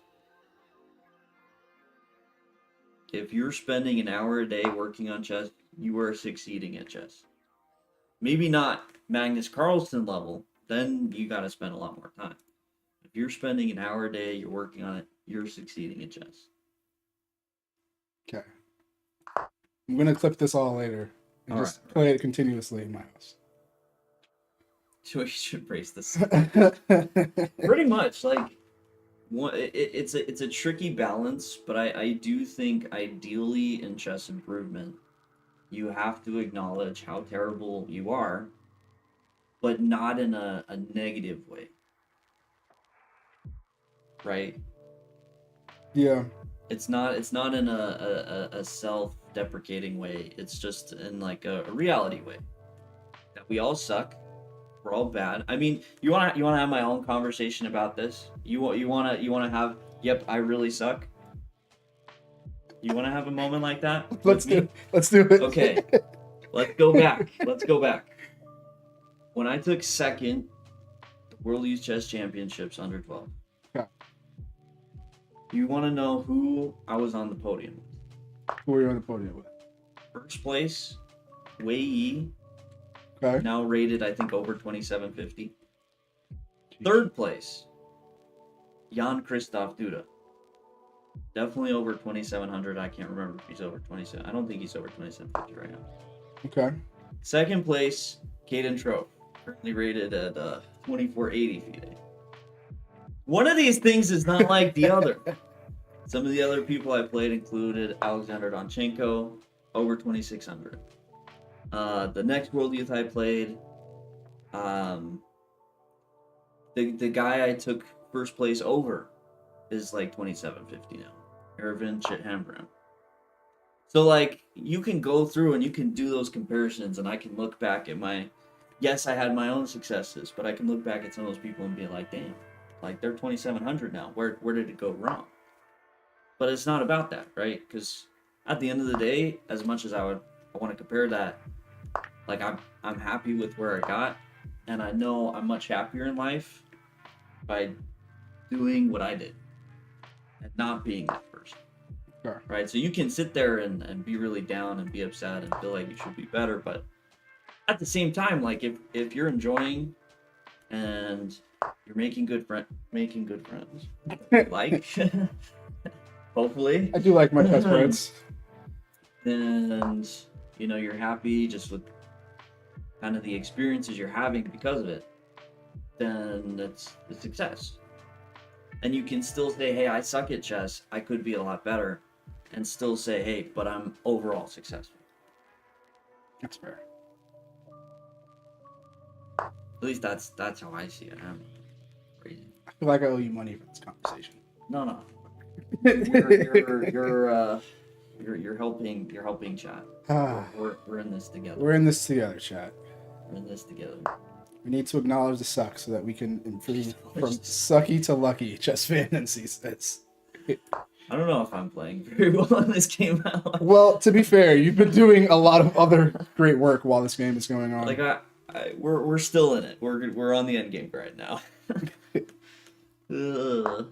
But it's Chess fan NC. Are you someone from the chess club? Do you play in the center or the tournaments? Sucky to lucky. You know what? That's going to be the name of the daily series. From sucky to lucky, part 1. Yeah, no hyper. I mean, there's a lot of reality. Actually, man, I'm trying to remember the circumstances around it, but I remember having a conversation with Tony where I basically told him like how frustrated I was. He's like, what? I'm like, why? I'm like, because I see so many people in chess Because a lot of people view me as a grandmaster and like, damn, like you must just like hate looking at my chest. Like you must just think it's the absolute worst. And like you don't understand. The more frustrating part about being a GM is I realize basically how many people are screwing themselves over mentally, and they're actually better at chess than they give themselves credit for. Interesting. You now fall into that category. Because like my you, you're like enjoy the fact you've gotten to see all these chess clubs instead of what you're doing instead. Because I mean, like even right now, like chat doesn't know. Chat every year I take a month off of work and I just play chess to see if I'll get better. And I'm sure a lot of other people wish they could do that, but this is what I do instead of enjoying it. Is I self-deprecate. No, Tony definitely Oh. category, which actually we kind of saw, right? Because he was sitting at like 2,000 blitz for quite a while. Nightdale and then he freaking buckled down and he crossed 2,300 blitz. What are you doing? I don't know how far Nightdale NC is, but you should definitely come to one of the altos, bro. You're with them. Yeah, Alto's great term. I love the after games at Alto when we're just like in the bar grabbing drinks and there's just all those chess boards. That's always a vibe. That's a good vibe. All right, we're somehow breaking through. We are breaking through finally. Man, my bishop sucked for so long. Oh. We've passed through the sucky part and hopefully are to the lucky part. I stand by it. Okay. I should actually.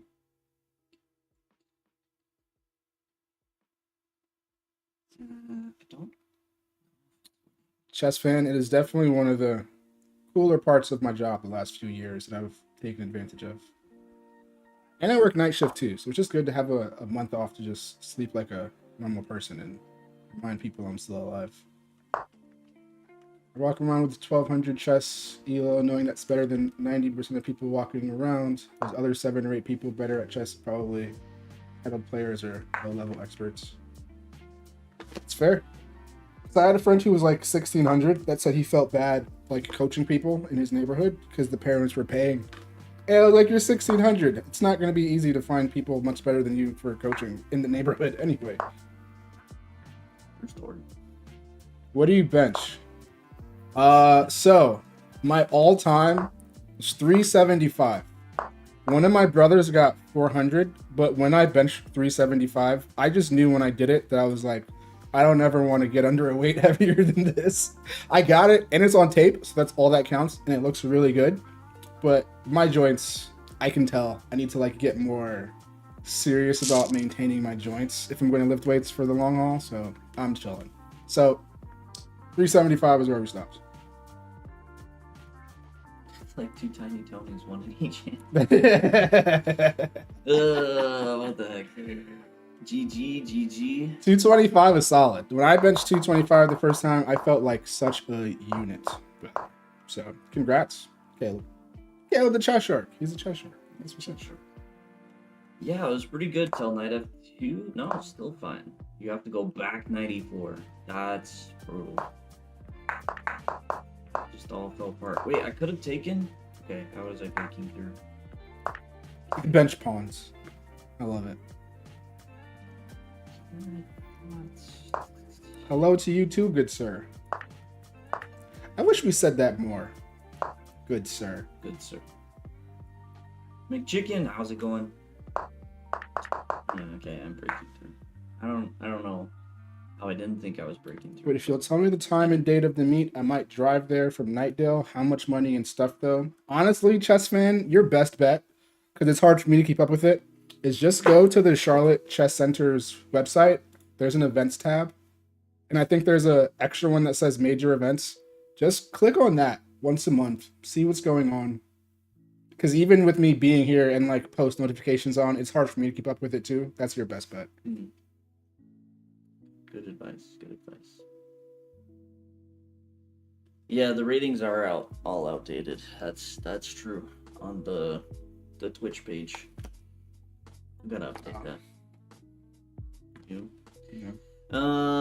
M325. If you're there, send me your challenge. If you're not there, don't worry about it. Actually, I have another question because I just realized there was something weird I do in chess that I didn't realize was weird. Um, so like I know that there are names for tactical patterns. Do you yourself make up separate names for any patterns, or do you just know them as patterns in your mind? Some of them I can't say on stream, but like I have, I don't think I can say them on stream. They're not all bad, but but I've noticed there are patterns that This when I is see what we it, call the monk. all right, here's a good example. I can say this on stream.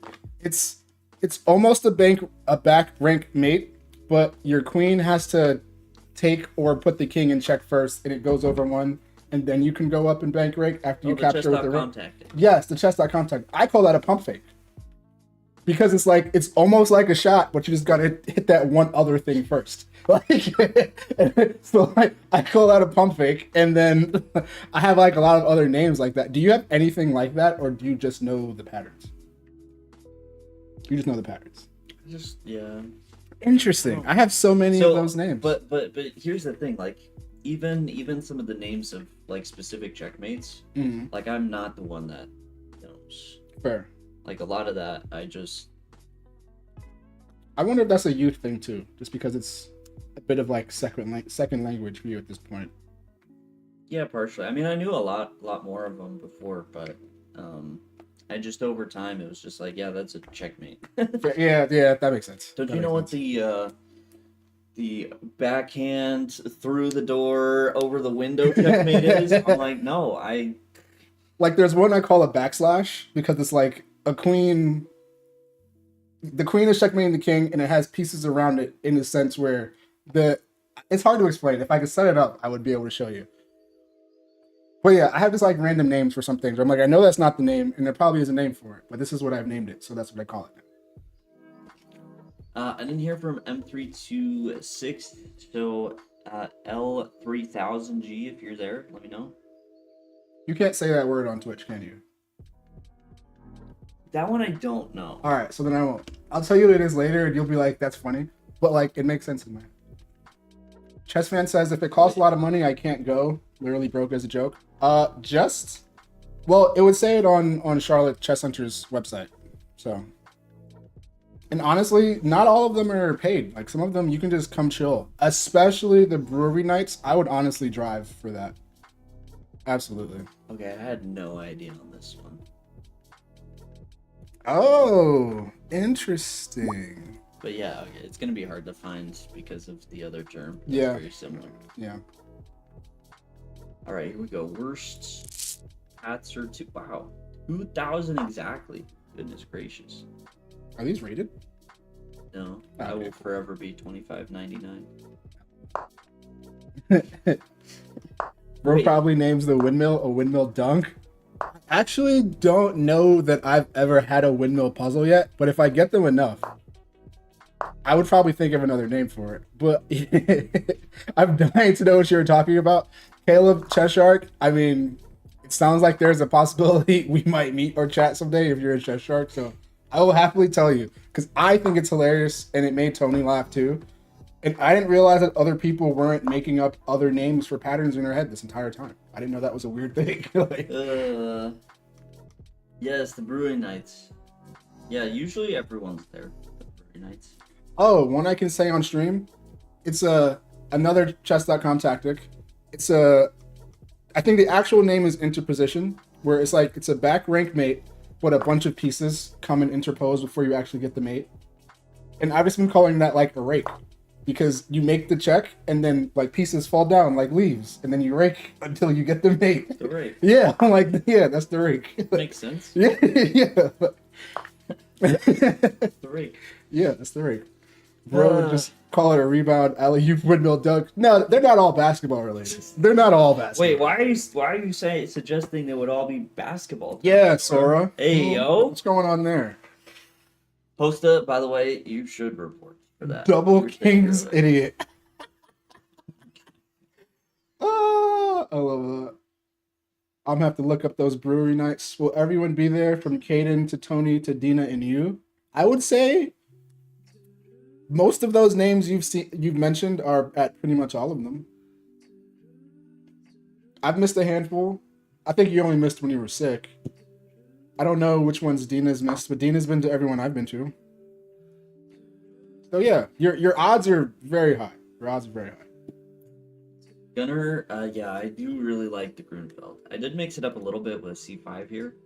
That's just because the typical lines you would play are kind of boring in this particular case of Grunfeld.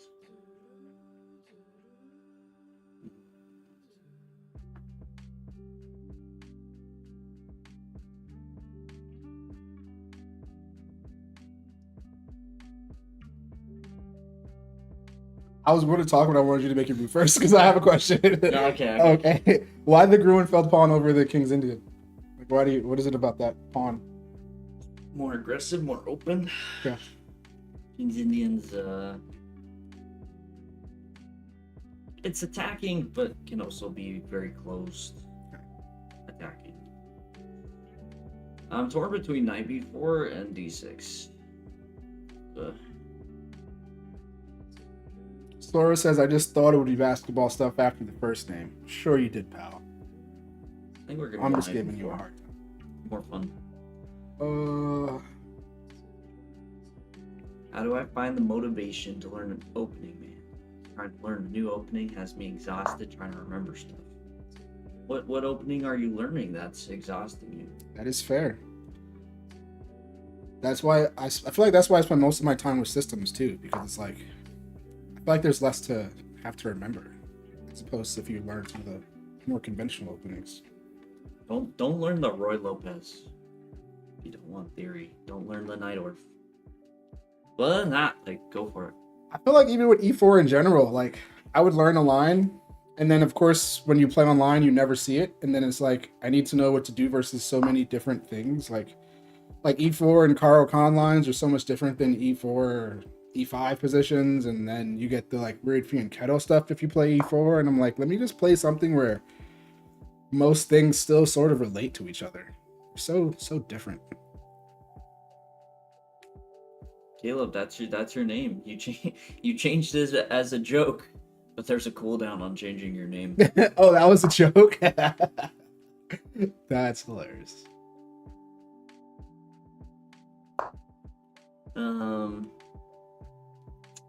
Yeah, so the way I did openings for a long time, because I wouldn't say I was the most theoretical and I played pretty simply, is I would just check it if I didn't know it. And that was kind of it. And you feel like it stuck? Like the next time you saw it? I mean, if it didn't stick, then I'd look at it again, and Sure. then if it didn't stick, I'd look at it again. But like, I just became very familiar that way with the typical ideas recommended and kind of what I should have done. So even if I didn't play it exactly right, at least I had like a rough idea. Okay. But I mean, that also takes like a bit more commitment usually, because like say you play blitz or you play, you know, even rapid, like you have to make sure you make note of, hey, I didn't really know what I was doing in this opening.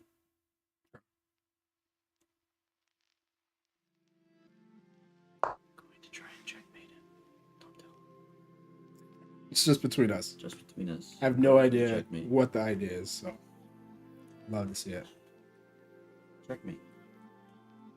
That's it. Well, I mean the name. Oh, that's the tactic. Checkmate is the tactic. Checkmate. That's the tactic. This is the... That's one of my favorite chess sayings ever. Checkmate is the tactic. This is the wham bam.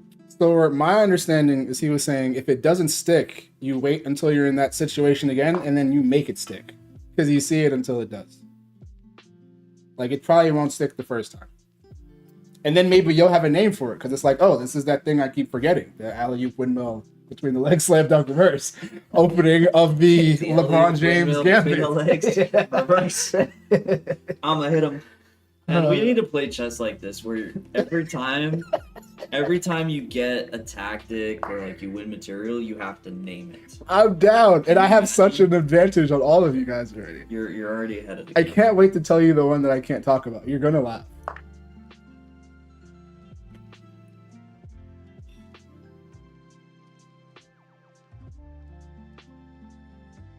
That'd be wild. Have you ever played Mark Esserman?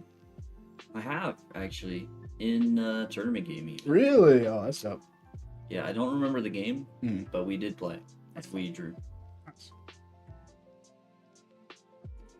Which, if I remember the game, I could say if I was happy or sad about, but I don't know. He's got some fun videos. He seems like a character. He is a character. He seems, Pretty nice though. he seems like a character.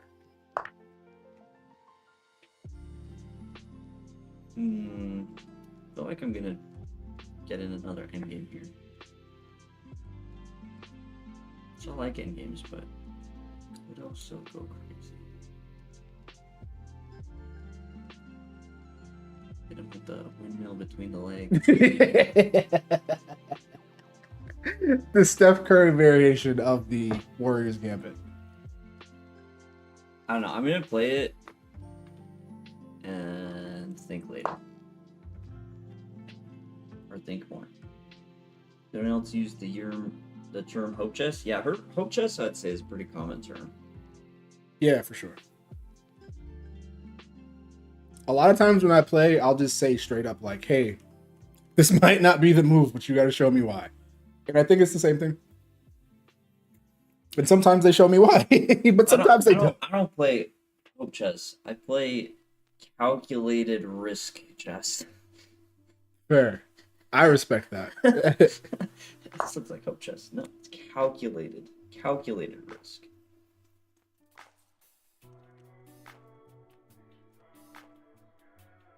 Do you feel like that's one of the fun parts about being a GM? Is like, who can question it?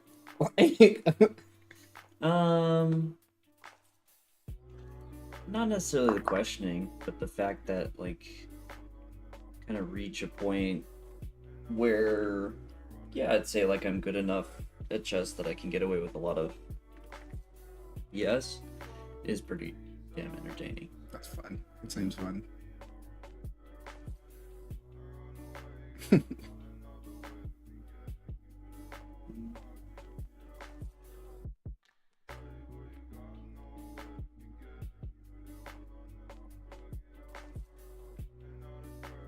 It's a little tricky. Spawn is hanging. Simply.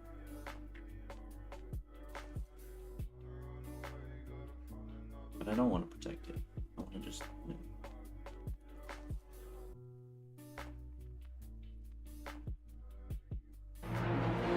I recently had a game where I only like 28 moves. That is so many moves. Goodness gracious. Sora says Katie needs to do a Botez Gambit speedrun just to flex how good he is. Sora, I've been like begging for Caden to do a speedrun of any type, even just a legitimate one. He has moral quandaries, and I'm trying to work. I'm trying to get him to lose some of his morality. I'm working on him slowly, Sora. I'm working on him. I am slowly being broken down. Hey, look. I haven't had a good response to, like a convincing response to my argument against it. And it's a fair response because on the other end, like you're talking about, you have people like me where like that might be the game where I'm like, you know what, I'm not gonna play chess for money. Like, and I think you would feel really bad if you knew that you did that to someone. Because maybe they don't even stay online long enough to see that their points got refunded. You know, like I might not know for a week. Yeah. I mean, it's always the back and forth because if you use an engine, it's the same response, right? Refund the points, close the account. You know which side I argue with? The side that gets me to do a speedrun. Yeah. Yeah, 100%. Yeah. I think I've seen a lot of, because it's not even like a guaranteed thing, but I feel like there are so many other YouTube accounts that I've seen just start to grow where that's like a large part of what got people into it because there's such a market for it. And I would love to see you be a lot more successful Yeah. in life and YouTube. Well, thank you, Yeah. thank you.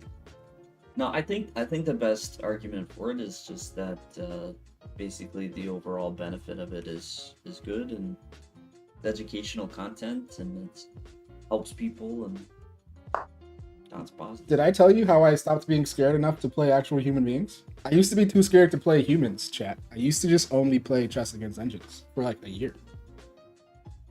Wow, that's actually long. It I was, think you told me in this hindsight, before, it but was long. I'm reacting again.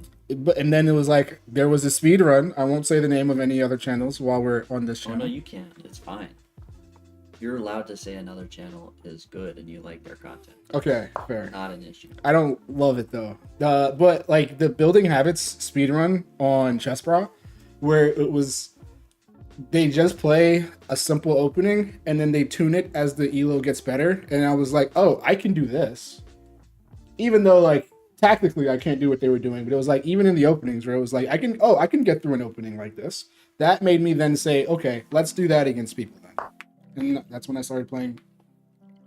I won't say real chess, but that's when You know my content. but that's when I started playing chess against humans. Yep, Blazing Heart, that's the one. So however long ago the first building habits came out is when I started playing chess against people. Should pay attention.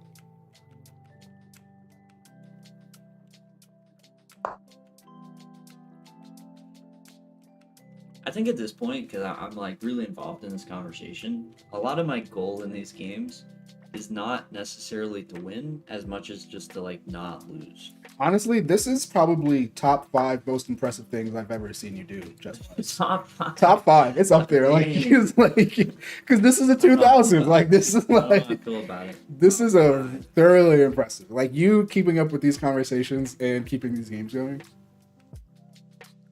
Don't speak too soon. I might lose. You know. But you're like 3 games deep since we started talking. Everyone is involved in this combo. Absolutely. Chess fans got to focus on work. Look at my last comment. Enjoy. I hope it was saying that you're coming. I like that one. Also, that's another good idea. 2 bishops next to each other when there's a checkmate, just because you have so many diagonals. I've been calling that a body slam, just because the way the diagonals trap it is like you're just on it and it can't do anything. So like that's another good example actually. We're gonna make this a thing. You have to make up more of these names. This could be a part of your genius contribution to the world of chess going forward. It's just coming up with more fun names Just for random tactics. names. Absolutely. I don't know, man. But they won't be random. It'll be You semi-related. seem like an engineer of this, like a body slam. I don't know if I would ever go there. Well, like, because the bishops, they just lay on that king. When you've got both of those diagonals and it's just stuck, and it's like, what are you supposed to? Can't do anything. Body slam. After your next move, I'll give you another one that I can say on stream. That was my next move. Okay, sweet. So, when a rook or a queen checkmates a king supported by a knight, it's like you'll have a knight and the rook or the queen will be on top of it, and it's just stuck. That's a top hat, because the rook or the queen is on top of that king, and it just wears it like a top hat. Top hat. It's a top hat, mate. I'm gonna start writing these down. I didn't know that this wasn't. I didn't know that this wasn't a thing. This would be my contribution to the chess world. Contribution to the chess world. The top hat, mate. Yeah, because that's a common chess.com tactic too. Wait, we gotta actually not blunder our face here. Okay. Fast. I think we're successfully not blundering the face, but it is getting a little sketchy. Just a little bit. Is it? Little. Oh, there's a lot of pressure on that pawn, eh? Yeah. We made some concessions, but we're up on time, so we're winning. And there's the entertainment factor. This has been a very entertaining conversation. No, it's like I said, it's something that's fascinating to me because I feel like I understand a lot of the doubts of chess, but the fact that around your rating is I've seen like very consistent doubt and like it all seems to be in a similar direction, just kind of surprises me because I don't feel like I saw a lot of that growing up. That is interesting.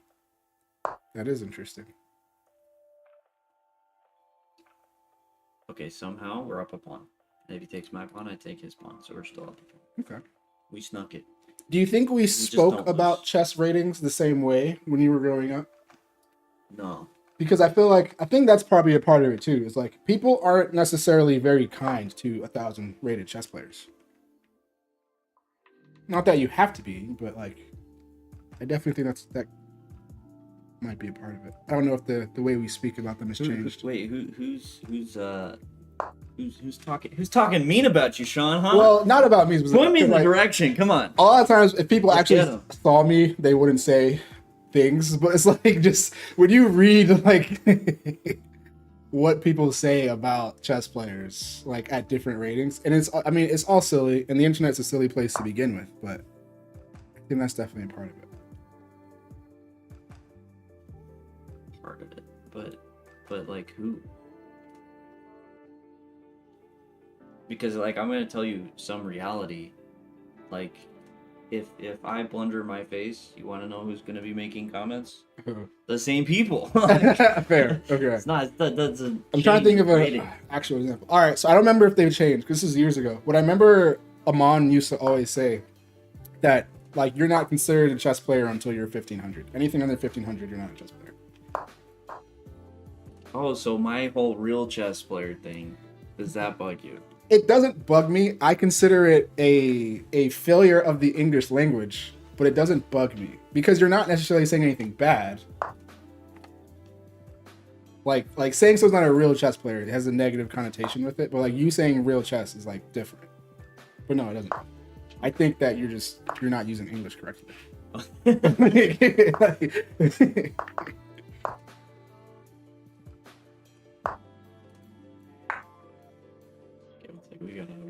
We gotta like hardcore lock in. All right, go for it. Sora says a failure of the English language. How poetic. Absolutely. There's definitely a lot of elitist mindset in chess. Yes, agreed. GGs. I think that's part of it. It's hard to what everyone has said in chat, and especially what Caden has said today. I see the truth in it, and it's often hard to balance that truth with the elitist mindset in chess. I think that's a good way to put it as well. But we are elite. We're just not. I don't know. Because there definitely is an elitist mindset, but I think that's mostly like national masters in 2000s. I would disagree with that part. I think even like 1600s would think like negatively about 1,000 have like an elite for sure.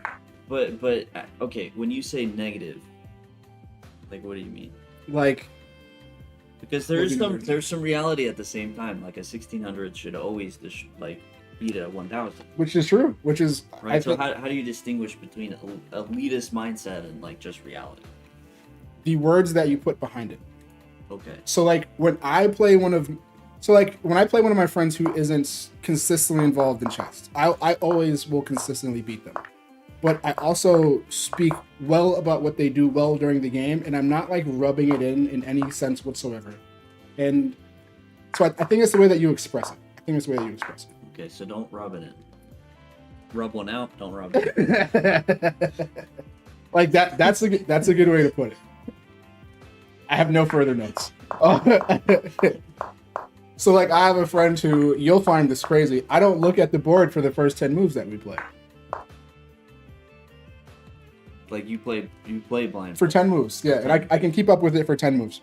And what an elitist thing to do. But I'm never like I'm never mean about it. Whenever he plays something that's interesting, I'm like, oh wow, that's solid. Like that's interesting. I gotta think about this. And like I think that's a big part of it. I do think that's a big part of it. Mm-hmm. Because there's I forget the number. This is a human animal fact. I wish I knew what the number was. If we play 10 games and I'm only winning 3 consistently, it's going to be hard for me to continue to want to play those games. Just off of the way that losses impact us. I forget the number, but let's pretend 3 is the number. So when I'm playing my friends who I don't think can beat me those 3 times, I'm extra aware to like want to continue to make this fun for you. Because the fun isn't going to come from you winning. So it's like, I think that's a part of it.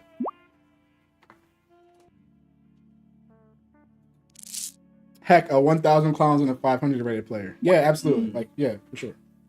3 games. There is a specific number. It was a Jordan Peterson thing that used to float around. I forget what the actual number is, but there's definitely a number.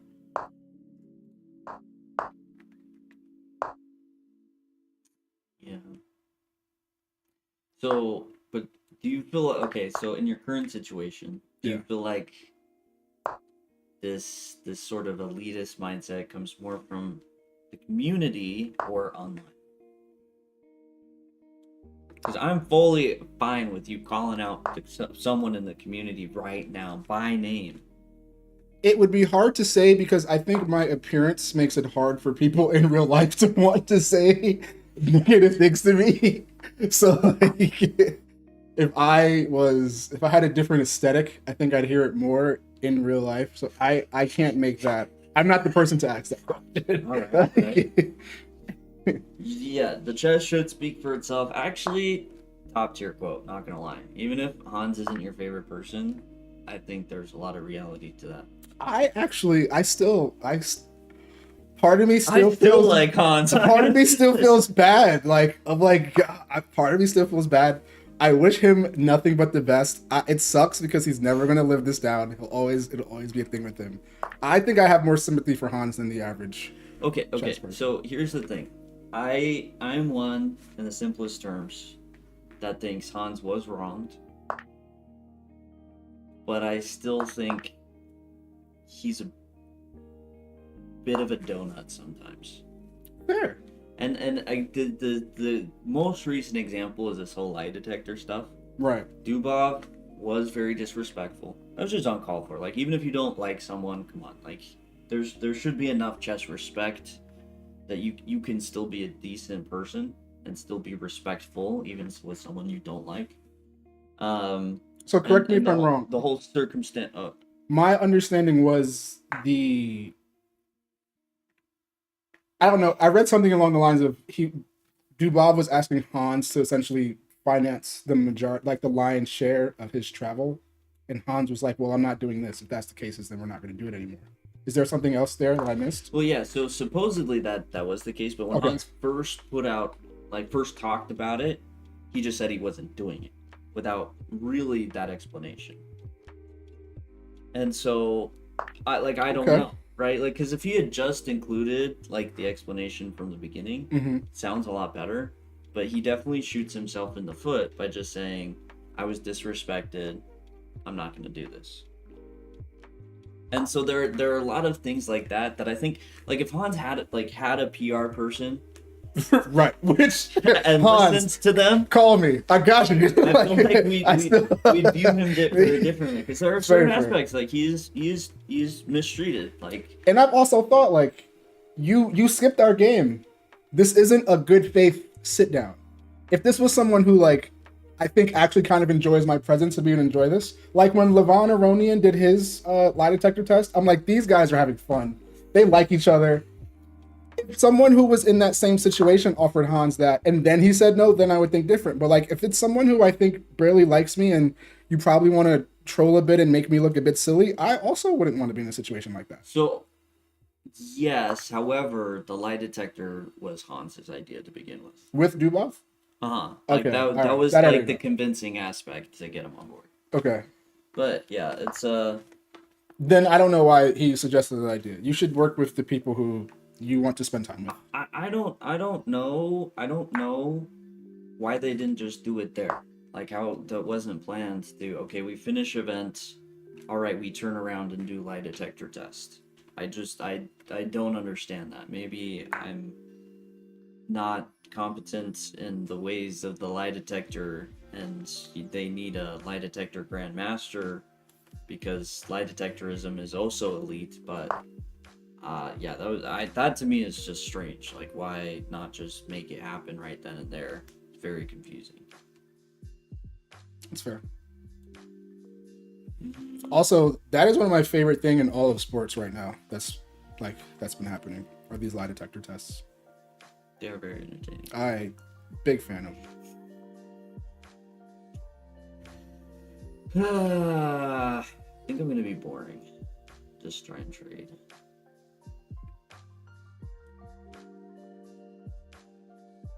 I think it's the play. What? Oh, it's pinned. Okay, sorry. Someone said Botez Gambit. This feels like a director's cut of Chess Sharkz. Thank you, Sora. I'm biased, but I do feel like I'm one of your favorite guests that you guys have. I'm one of your favorite recurring guests, for sure. You have good energy and Top you're three. honest.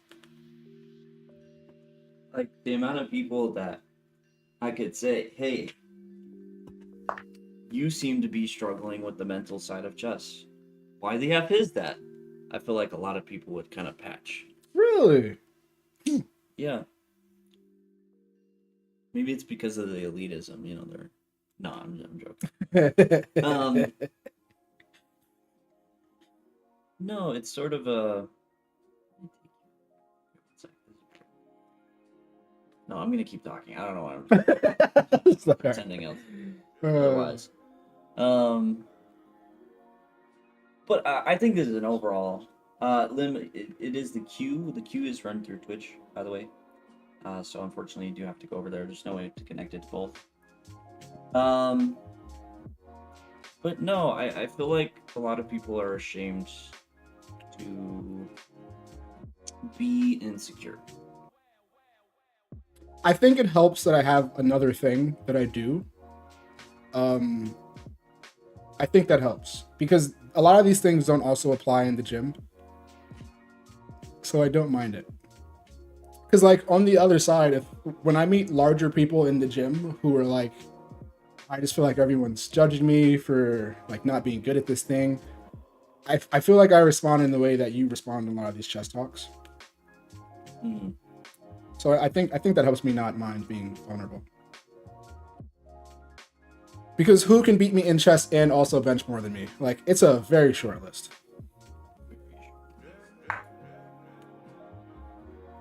Very short list. Yeah, we're going crazy. We're going crazy. McChicken, I'm with you on... Well, I guess I got to read the comment. I'm with you. I definitely feel bad for Hans. Imagine him actually not cheating, but it's Magnus's ego doing all the talking because he can't accept defeat from a guy like Hans. Magnus handled the situation horribly. McChicken, I'm going to tell you something wild. I was there. I was in St. Louis the day it happened. And it was when I just started following like some of the players and picking my favorites. And I was like, this might be my only chance in my life to see Magnus Carlsen in person. And there had to be nearly 24 people waiting around outside playing. Some of them had traveled from very far places. And then we find out he was upset about a loss and took a secret exit out of the building to avoid all the people. But like everyone else was coming out. So it was really weird. And that was my first thought too. Like I heard that wasn't Hans's first time beating Magnus. And I'm like, well, it's not like it never happened. Why are we making such a big deal out of this? So, and yeah, like it happened to him so young. And now this is what he's going to be known for the rest of the time that he plays chess. It's really weird. I'm curious to see if we ever get to a point where we associate him with something else. But at this point, I doubt it. And then the plug thing happened. And I was like, oh my goodness. Like, now there's all these vibrating jokes that we see, like all the reels and stuff, and I'm like, this poor kid, like he left America to go study in Russia, which I know is not that uncommon, but I'm like, what a crazy homecoming reward if you actually played very good chess. So I will always partially feel, but I know that he does not make it easier to cheer for him.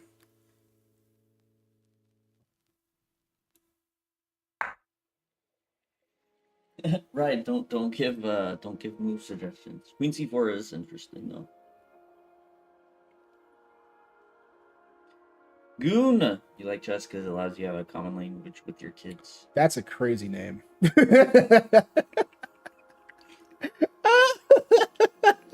Still okay to say, by the way. Really? As far as, I mean, we've said it quite a bit. That's gonna get updated. I don't expect that to last. Oh.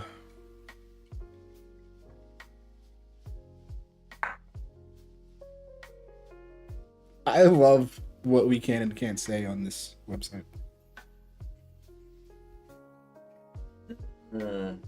Yeah. Can't properly talk to Kingsley. Would you do okay? Who would you like to do a lie detector with? You can't pick like you can't say Tony. No, I don't think he would be. I mean I don't think there's much. Like I think we've had some honest conversations, and Okay. I don't think there's much that I think I would be like, okay, Tony, you've been holding out on me. I may have scuffed this up. You can blame it on me. It's okay.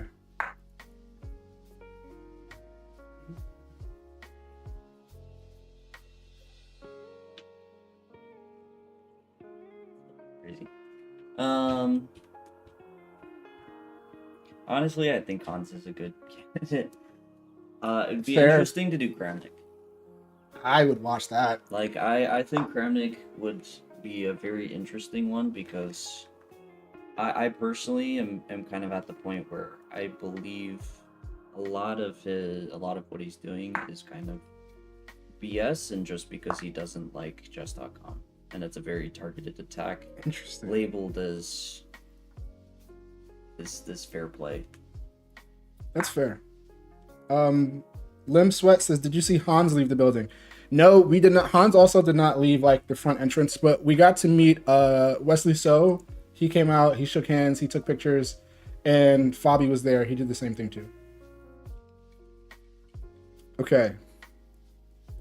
I have a thought that I don't think I've ever gone through with you.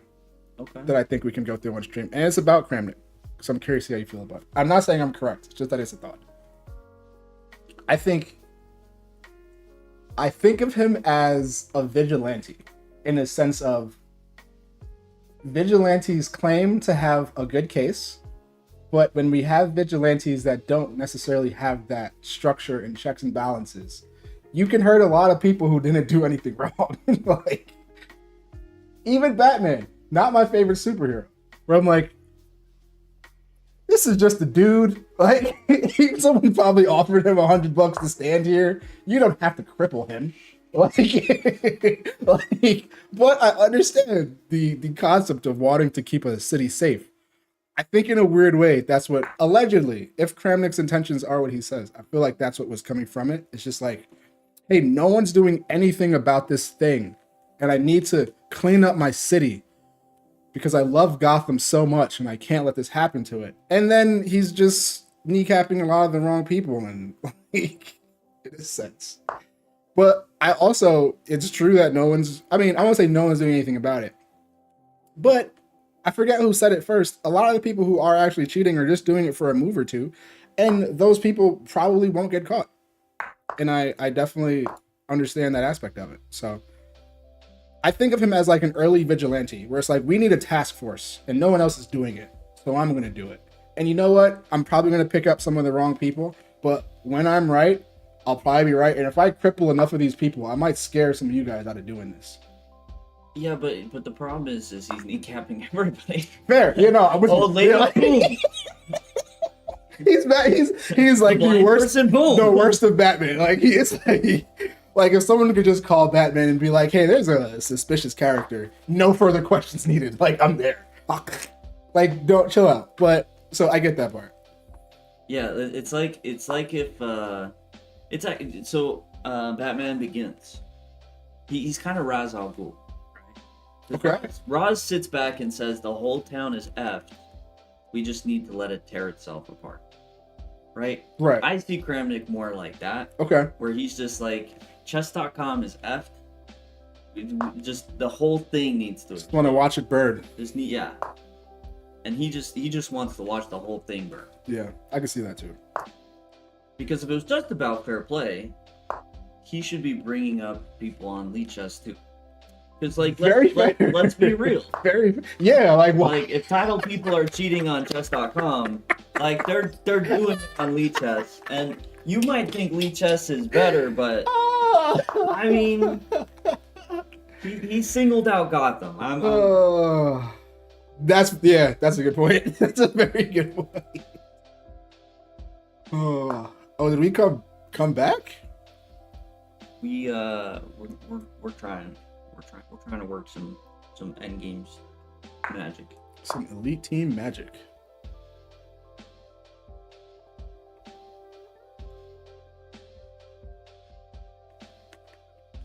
Lichess is better though. I mean, okay, I haven't been playing on Lichess, but honestly, I can't say with definitive belief that I think Lichess's anti-cheat is better. And I don't like the game review. Controversial take, I understand, but like chess.com's game review does a lot for me. I kind of like the gamification of this. I like the bells and whistles. Let's make it a bit more fun, just aesthetically. Make the site prettier. I respect the open source. I respect all of that, but like, if that's what you think they've got on you, then catch up. Cool. They could beautify it. For games, I feel like chess.com is better, but any other aspect, Lichess got it. And I do enjoy Puzzle Racer. I didn't know it was a thing until this week. I like the concept. I wish you could kind of practice by yourself instead of it always having to be a public thing, but I do enjoy the concept.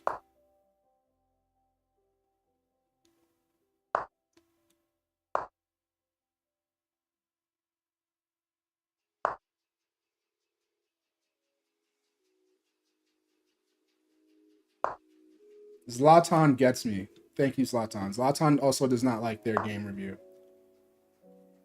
Ads in chess is straight disrespect. I pay for chess.com, to be fair. But if I didn't, I would understand with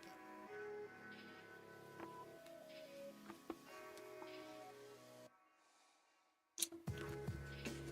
Puzzle Racer every day. I'm going to make that a part of my routine. And I like the way that after the Puzzle Racer, there's just that extra button to just separate the puzzles you missed or skipped, and it opens it in a separate tab. Like I like a lot of how they do that stuff. You know they have puzzles you can do at Lichess, Puzzle Streak, and Puzzle Storm? No, that's what I was saying. Like I like the way that Lichess does their puzzles. I'd only ever done Puzzle Rush until like this week, and I started doing some of Lichess's puzzles, and I do like that. I think I still prefer the Puzzle Rush overall, but Puzzle Racer is fun. And they added something aesthetic where you have like the cars and you can see the actual position. Like that's a little beautification there. I don't mind paying for chess. I just enjoy the interface much better on Lichess. Chess.com has better learning tools though, and I recommend it to all the kids. That's fair.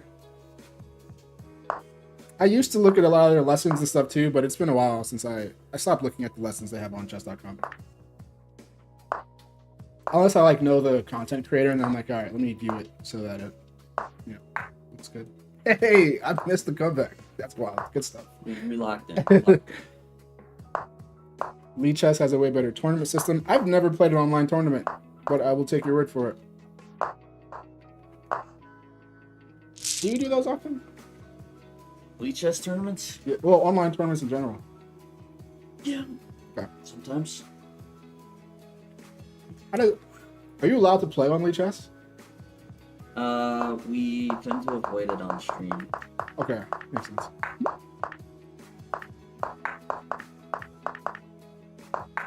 Yeah, I know this B5 is a bit sus, but I keep playing it anyways.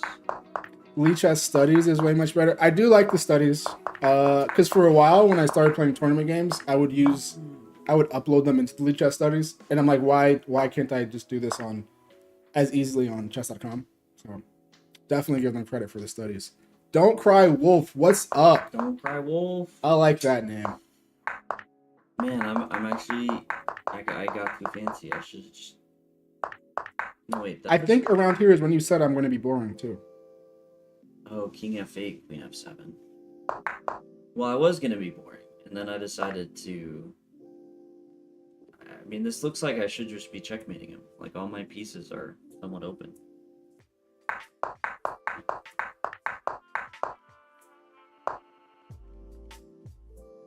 Wow, I didn't think that was that bad for me. +3? Oh, That's wow. freaking wild.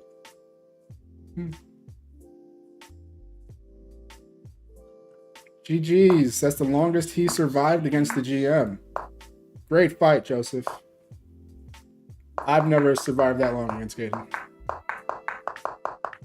Nothing feels better than hitting the Berserker button and beating a 2700 when you are 1500. What's the Berserker button? So in Lead Chess Arenas, you can hit the Berserk button and it halves your time, but you get... Oh, y'all are wild. Okay, I like it. Yeah, Queen C4 wasn't as good. Okay, I mean, overall it was better than my Queen B6, but... You know. My Queen B6 later, but Rook AC8 is... And no increment. Halftime and no increment. Wow. Oh yeah, the first time I discovered no, because I thought I played in an increment when I'm like, you know what? I think it was like 3-2. I'm like 1.5 minutes and 1 second increment because it halves it. I can do that. And then I got no increment. I'm like, you know what? I can't do that. I didn't know I got completely rid of the increment. Yeah, that is wild. But yeah, it's pretty brutal. I'm going to try to use both websites more in my routine going forward. King Chess, are you there?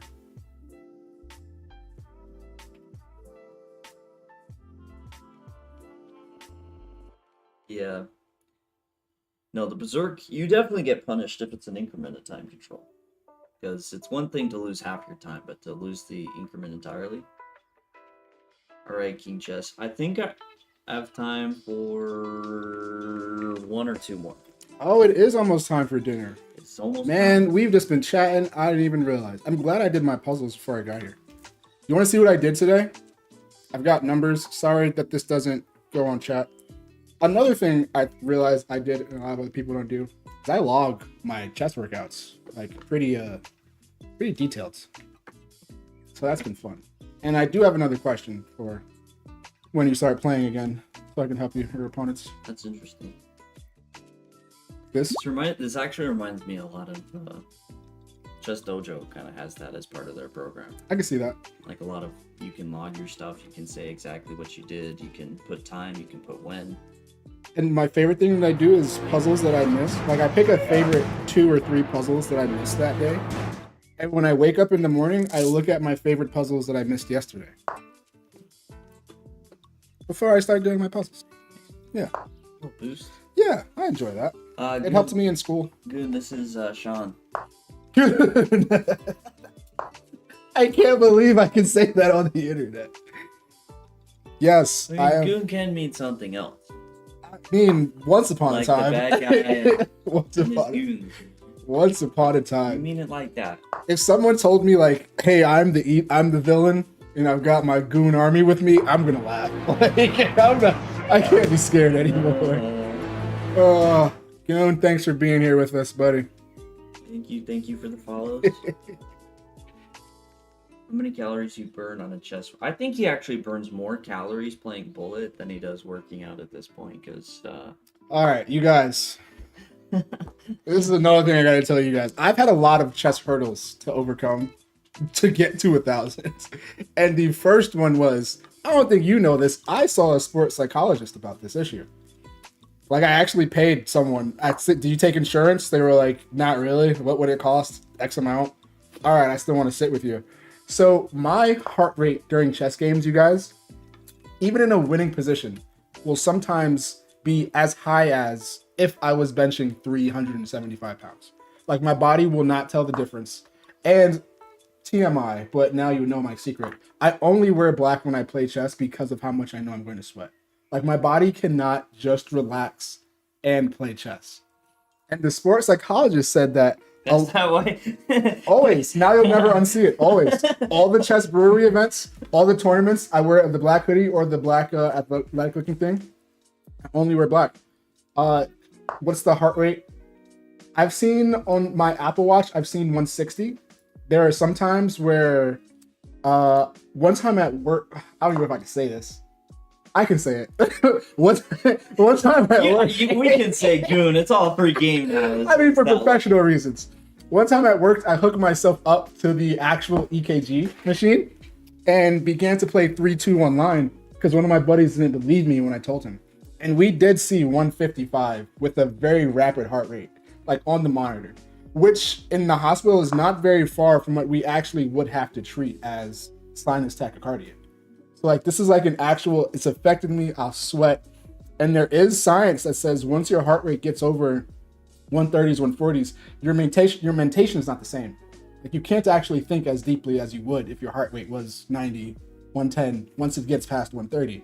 So I'm already not I'm not a super strong chess player, and my heart rate is getting so high that my ability to think is also being limited. And the sports psychologist said it was an issue of perceived lack of control. Like if I was in a position and someone played a move that I just had never even thought to look at, my heart was like, what is that? Like, well, you know what? Different hand gesture. My bad. Chat, I'm sorry. Goon, I didn't mean to make fun of your people. I use a different hand gesture. Let's do a clap. Maybe not.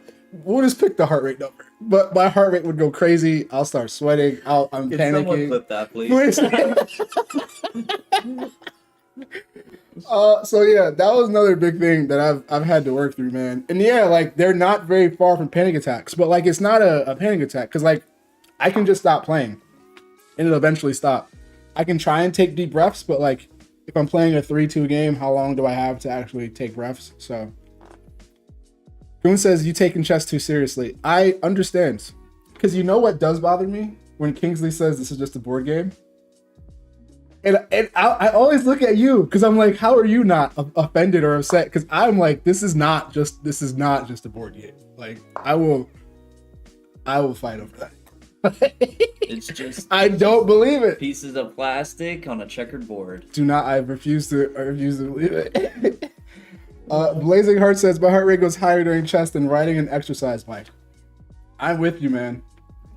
You. Goon, it's a culture thing. That doesn't sound better. Goon, explain yourself, because in my culture, that means something. It could just be, you know, some cultures' words mean different things, and who are we to judge? But where I'm from, and don't Google it either. Don't Google what that means.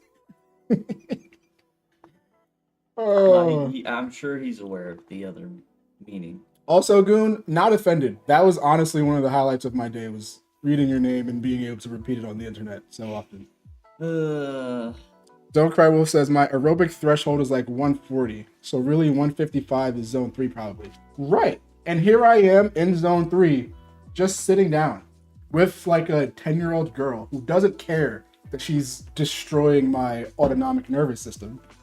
But here we are, and everyone's wondering like, why is he grabbing paper towels from the bathroom? Don't worry about it. Let me be. Do you want me to play chess or not? Like. What? It's Can you just imagine getting accused of cheating because you sweat so profusely? Oh my goodness! Like, you went to the bathroom like 7 times during the game, and then it would make sense too, because maybe you played really well, but it was like a really crazy game. And oh my goodness, John Bartholomew with a massive raid. Welcome, Hey. welcome, you guys. John Bartholomew, great chess OG. Got to meet him. Yeah, he was at one of the Charlotte chess events. I believe I'm thinking of the correct person. Yeah. Got to meet him. Really fun guy. Actually, he did one of the play. I think we played through too. It was fun. I got pictures. Nice. Very cool. Yeah. He came. He came and visited me in the hospital. Did he actually? Yeah. One of the OG YouTube content creators too. I remember some of his like really old videos. That's cool that he came to visit you. Although I don't know if he just got dragged along or what. But fair. no, he's super cool. Thank you so much for the follows, Mrs. Where are we? Mr. or Mrs. I'm not sure. Mr. I think that's Mr. Schmoogs. Mr. Schmoogs. Mr. Schmoogs 2014. And Bim Bonkins, let's go. Yeah, let's go. We're getting some names today. I'm here for this. It's great. Look, This is my kind of stream, like, you guys. You came here and we're almost at 3,000 followers. That's because of you being here. Where are we normally? Is that not? Is that the SB bump? Is that what that is that what we're seeing? The SB bump. Let's go. Yeah, it is good to be back in the streaming chair. It was a bit of a wild adventure. So, actually play chess. Okay, albeit still not playing my best chess, but to play chess and to be not just laying in bed all day is kind of nice. Actually, with John Barthel, to relate back to an earlier topic, when we played our game, he did a great example of the not having the elitist mindset while playing with the big rating gap. Because there was something I played, like I got into a setup, and he was like, "Oh, this is interesting. I have to think about this." And I was like, "All I wanted to do was make you think." He was like, "No, I'm thinking," and that made me feel really good. So shout out to you, John. You don't remember that because you played 1,000 of those games over the board, but I enjoyed it, and it was a fun memory for me. So those are the moments. That was a good one. So here's a question. Just to we've been talking all about this for like an hour now.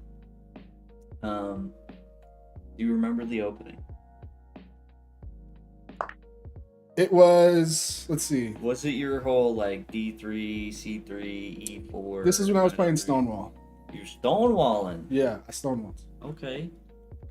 I forget what extra I threw in there, but there was a little something extra in there. Just a little bit of kick. There was a little something else in there. And he threw some extra sauce. And he made a face. I felt so good just seeing him make a face. I was like, let's go. That felt good, especially because I used to watch a lot of his videos back in the day too. So a little Stonewall twist. Yeah, absolutely. Thank you for that. Why would anyone play the Stonewall? Caleb, hear me out. I don't like studying I might change in the future. I didn't like studying the type of chess openings where if someone plays just one different thing on move 3 or 4, it ruins everything that I've looked at. So I like playing a lot of positions where for the first 4 or 5 moves, you can't really do too much that just negates everything that I've looked at. And I feel like the Stonewall played most ways has that. And like someone else says, using the clock as a weapon, when I'm playing a relatively system open and I know what the handful of things I really need to pay attention to in the first couple of moves, I can get my setup going relatively quick. And I like to play things that a lot of people haven't studied and seen very often. And not a lot of people know how to respond very well to a Stonewall. So just those extra seconds sometimes in like a 3-2 game or like on the spot the other night, these guys made me start playing 1-minute bullet games. If I wasn't playing a system where I just knew where my pieces go, I would just be lost and I wouldn't know what to do. So it helps out in some ways like that. Yeah. Bosta, you've learned quite a bit from John Barthel. Wait, is that true? Played against a computer program which contributed to his solid style. That would be very interesting because I don't know too many people that I feel like very seriously played against computer programs outside of you before you played humans. Yeah, and I think it wasn't good that I did it. I think I should have been playing humans a lot sooner, but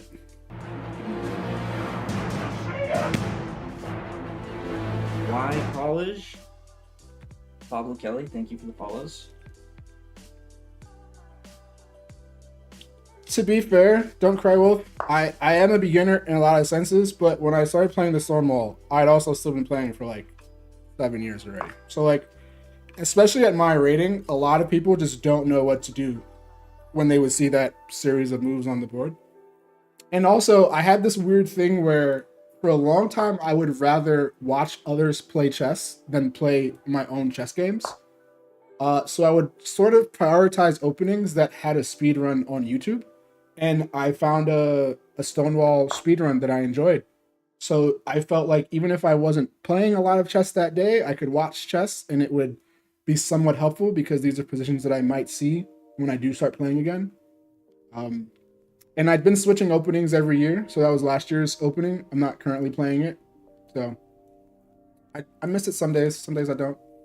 Yeah, you wanna I'm gonna distract you for a second. Distract me? This is a really mean tactic. Okay. Okay, so here's the thing. I'm gonna play f6. Okay. Which takes away this square from the queen. Ooh. So that I can play knight f5 and the queen's trapped and I win it. Now, here's the mean part. Okay. Is he could try and create a diagonal for the queen with f5 to escape. All right. But then after f6, f5, I played bishop d2 to fight for the diagonal. Queen takes and knight f3. That is me. That's That is me. That's me. Let's play against the maniac. Wish I got it. Goodness gracious. Yeah, exactly. Wheel for life. Thank you so much for the follow. And we have crossed 3,000 followers, everybody. Thank you so much. Don't go all unfollow at once. Although it would be fun to hit it again. But yeah, everyone, thank you. Can you play stronger players? I mean, we can play any players. Although we are finishing soon. I think I'm gonna accept probably one more game. Just me. Like, that is wild. I'm up so many chess pieces. And... Is there enough? Yeah. Yeah, there's nothing. But yeah, let's go. We're gonna celebrate. I'll have an extra drink since you guys aren't drinking. Just for the 3K followers when we go out to dinner tonight. Woo! Thank you guys hold you to so that. much. Absolutely. Don't Cry Wolf says, when I say beginner, I mean under 2,000. Relating to our conversation earlier. But once your pawns are on light squares, it's hard to use your bad bishop. With an Indian setup, you're more flexible and you're playing a setup, not moves. No argument. I noticed I had a bad bishop in a lot of those positions, but I knew it was a bad bishop. So I know something about the position, and I just take understanding things like that about the position. They help me. GG's. King Chess just got you early on with this b5, b4. Definitely always watch this diagonal. I have a bishop there. While it would be fun to contend, you gotta be careful of those tricks. 2000 is a huge range to call people beginner, though. Blazing Heart, I agree with you, because like I said earlier, look at the percentiles. Your percentile number at 2000 is so big. We gotta leave in 5 minutes. In 5 minutes? Oh, shoot. All right. Well, if Clout isn't here, then... Did you see the 3K followers? What? We crossed the K! Yes! By 1? Yes! What? Hell yes. That's what we're talking about. Hans famously was 1,200 out of the loop. Hey, Haven with another follow. Posta saying congrats. 300 Blitz. Who did? Posta. Oh, thank you. He calls you Tiny Tony. Yeah, I saw that. And, I didn't know what he was talking about. For a second, like, I was like, who's look, Tiny Tony? I'm not ripped like this guy, but I'm not tiny. Tony's like, come on. I'm like... Let's take my... And hey, don't take this the wrong way, Tony, but you smell phenomenal. Thank you. Appreciate it. Alright. Good smelling, Tony is more like it. Are you looking at who to raid? Yeah. Okay. I'm gonna let you pick, though. Me? Preferably not him. smaller. Oh. Yeah. Alright. Let's see if I've seen any of these people before. Everyone, we're looking for someone to raid. Apparently we have to go. I thought we had a little bit more time, but it is we've hit it. Good streaming today, though.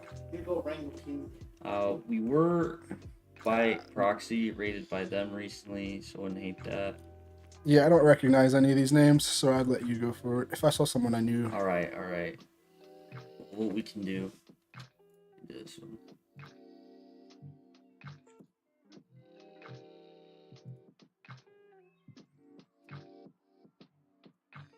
Going to wait, are you going to National Open, Hosta? Because we are planning on going. And you're going, right? Remember, that's when the wedding is. Yeah. Oh, we were like, should I skip the wedding? No. Not my wedding, by the way, you guys. Just throw that out there for the 1% girl viewers. Damn! No, you can DM him on Instagram at Chest and Triceps. Shameless plug, but hey, you were good. Hey, at least I hesitate to say the other names that aren't mine. No, those names are better. All right. So we were sort of raid by Asmo the other day. It was sort of okay. Asmo to Matt. Just totally spacing NFL guy, his last name. Oh, okay. I did see him earlier.